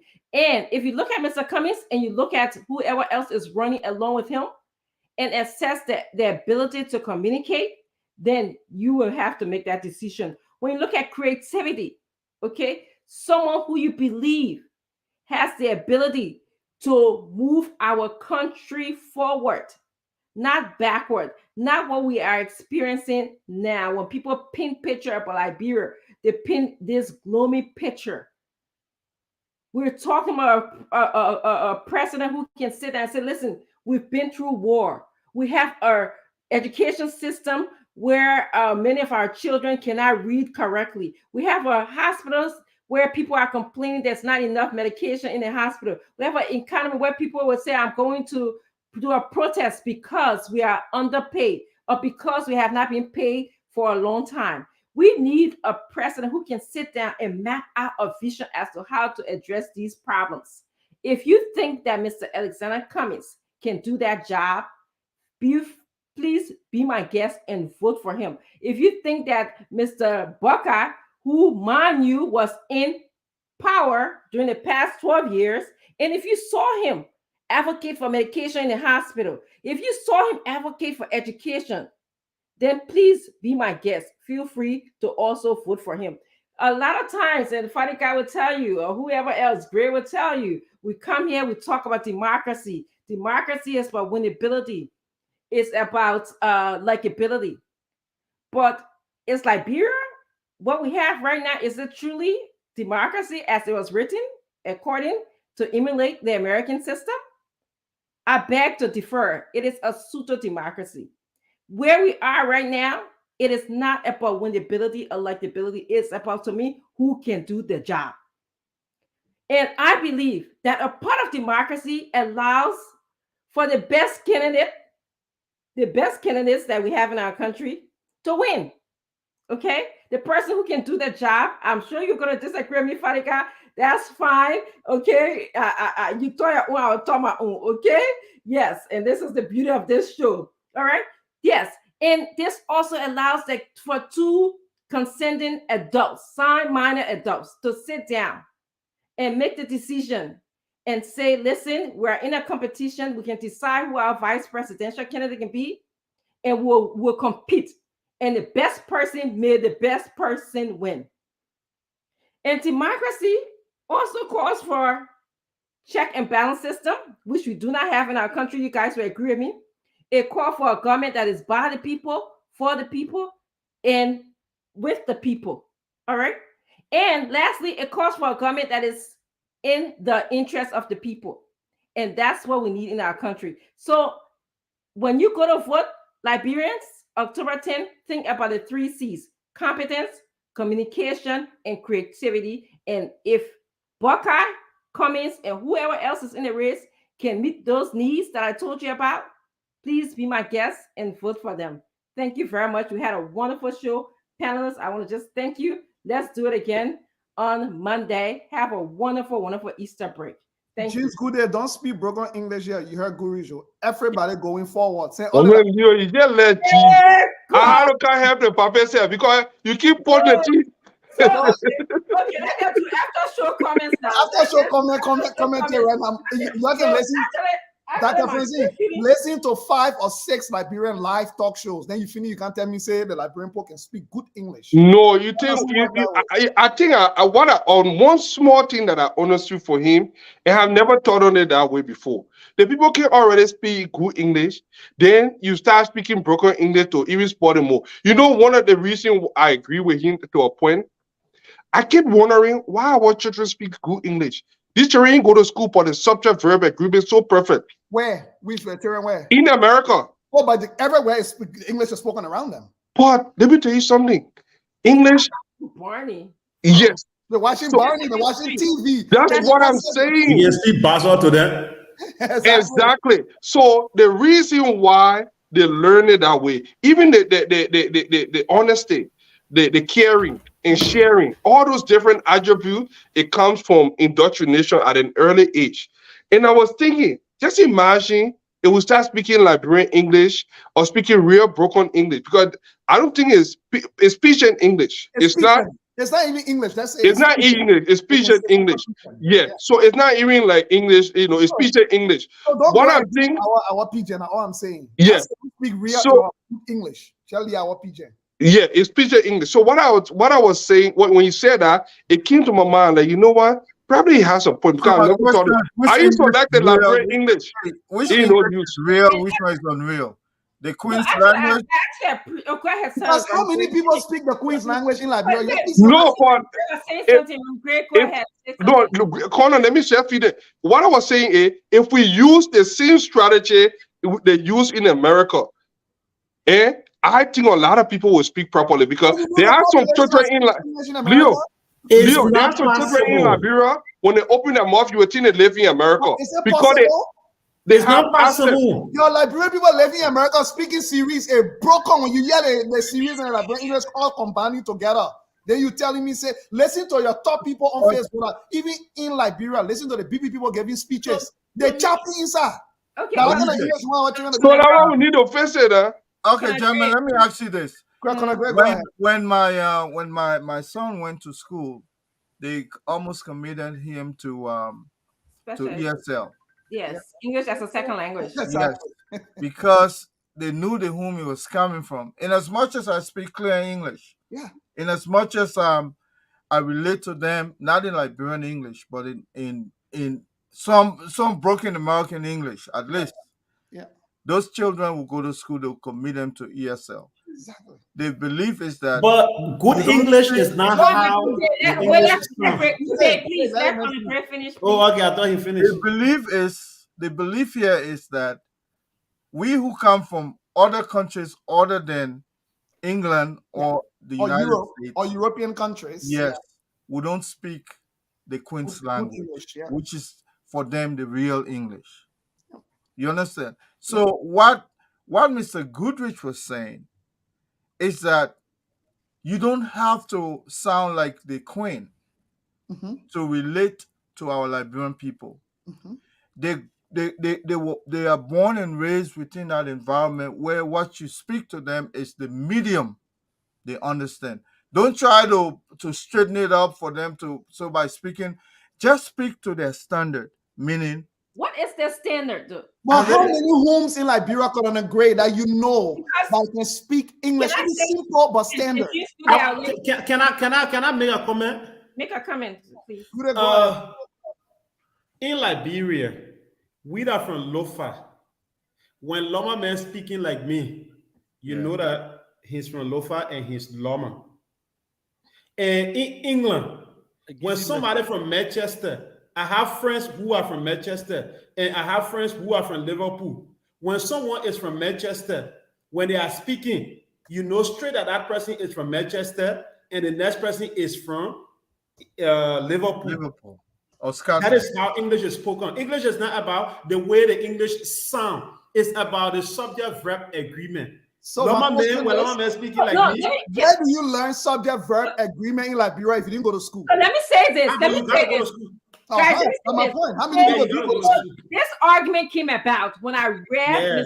Goodrich's statement. when Loma These people are were the words- speaking, you know, Loma people. These are the words that Mr. Goodrich were using. And let me just ask you. The if- simple words that he was using. Please Yes, use some of he the simple said words for us. conscience. Not many people in Liberia will understand what conscience meant. He said human rights. How many of our Omanen will know what human rights Even some of the educated people means? don't Okay, fully understand and, human rights. and he says in just livelihood. Okay, that's not a word that we Simple English there for my man UJ. insensitivity, mysterious. What is Insensitivity. okay? When you see your president when he's speaking in poke, be clapping for him. In fact, when you say insensitivity, they can say so. So, so I look, on this issue, I'm sorry to say I side with Leo on this. I'm not against speaking good English. I'm not against it at all. no, but I don't think we should promote bad English. I think we can lower the standard. I call it pigeon. I don't call it that. Yeah, pigeon. You were saying the word you were using first. That one I differ with. Fadiga, you know I meant pigeon. Yeah. Our Liberian English. I think Yeah, you meant pigeon, but you said something else. That's why I'll differ. We're missing the point. That diversity, and we have When the man talks about Liberian English, we're not going to standardize to say, oh, we want to beat other people and engage in the English. That's ours, okay? When You know what funny? I know this. what it means. You will know this for Liberian English. The former just coach. speak your Liberian English, what we call the balance. Coach, right? And you know the former Lone Star coach, the British guy? They hire him on spoon one night for an interview. See the comments. But I want the other man speaking here, so nobody can understand what the man talking. No, that's true. I remember that. No, I was there watching the comment. Everybody we have some when you're speaking to your people. In other words, I'm always taking into account that they have not gone through the level of education you have gone through. They probably may never reach the end of a high school classroom. Exactly. So speak to them the Liberian English. That's my point. Witness that medium of understanding you. Now, Doc was talking about communication. Look, if you start speaking at a certain level, right away, you start getting there sleepy and tired. Yeah. So if you go there, that's one of the problems some of our politicians have. You understand? That's why Mr. Weir can relate. I will give you an example that that's exactly what Johnson is saying, that there's a disconnect with the older generation. everybody. Yeah. I was on his OK generation. FM. My generation, his generation. I was on OK FM, right? Somebody called. They were having this conversation about President We are saying that the people were having fun in the car or whatever in his church when the two auditors were actually killed. Somebody called, and the guy on the show said, let's assume that what President We are said was true, right? Even if that was the case, that statement should not have been made. As soon as the man left the radio, people called angry. The man was there. What he's saying, what President We are said that no, I agree with that. What people don't understand English. He gave like a caveat. People called were angry on OKFM, blasting at him, and the man never spoke any big words. He just said, even if what President We are said was true, even if you write it, I've seen people taking one line and going with it and not even taking the whole context. That's you call it simple English. That's simple English news. Go really market. I used to say in the market a lot of time. No, I used to like the simple English news. All the women used to be glued to their radio. News in brief with Flomo. News in brief with my man Flomo. You know. But do you know which politician understand that language? Madam Sally. Oh, Madam Sally, you can speak English more than Ellen Johnson Sally. See Ellen Johnson Sally talking to her own man. Some guy complain, say hey, power not balling. The woman say, but maybe your core wet. Maybe your core wet. Why your balling balling? But you know, I wasn't trying to say it is. No, I saw him struggling to understand. I was just trying to because I saw her eyes went up, and that's something in me just stood up. That protected therapeutic nature. I was also saying, I saw it, and I didn't mean no harm. Like I just saw through it. But you just yeah, I saw that too. And what provoked me was there was a sense of how dare you exactly, and there would have been that pushback right there. But and you got to protect our guests. Yeah, that was exactly. Fair enough, but yes. No, I didn't mean no harm. Yeah, I know that, but here is the danger of this that scares me. Nobody talks like this about any of our other languages. Nobody. There's elitism with English in Liberia. Don't get me wrong. I'm not saying don't learn English. We all need English for international business. That's the language of international business. We understand. But how come when you talk about learning languages in Liberia, people be like, that 2023 who can learn whatever? And we actually denigrated. In fact, those days, I still remember I was young. When you could not speak English and speak any other language, it was like you were considered nonsensical, stupid, and not smart. If you could not speak English in the same Republic of Liberia. Say that?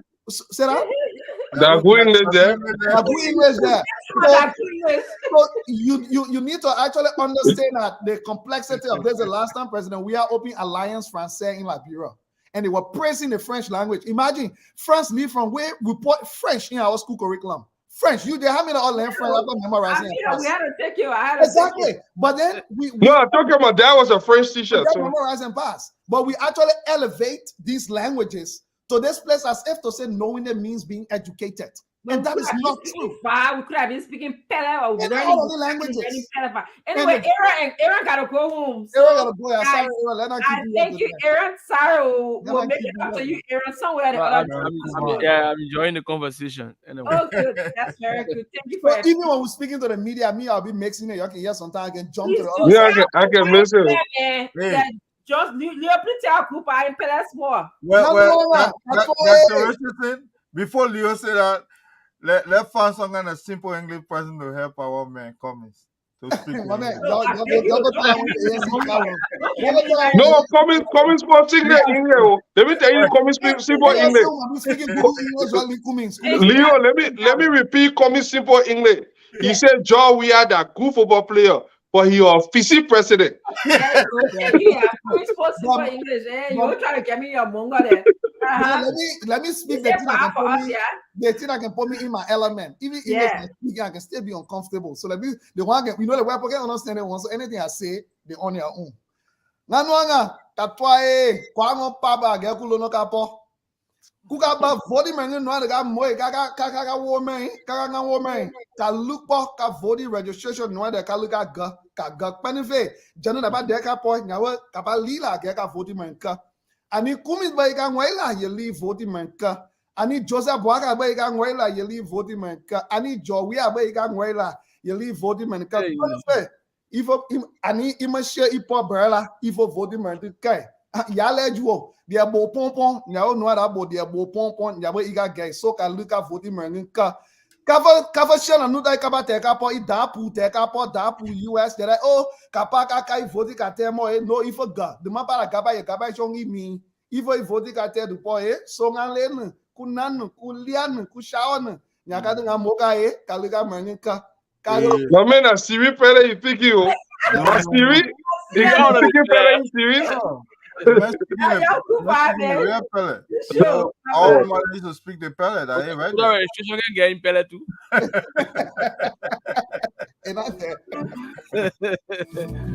Okay, folks. Good evening. Thanks for following the program, the Spoon Talk. My name is Aaron Kuban. I've been here, your sound producer for tonight's edition of the program. The entire team, thanks for following. James Samuel Good Flomo has been on the other end coordinating too as well. Baba, I'll be back here next Saturday. Tomorrow is break, and then Monday the program returns. Baba for my end.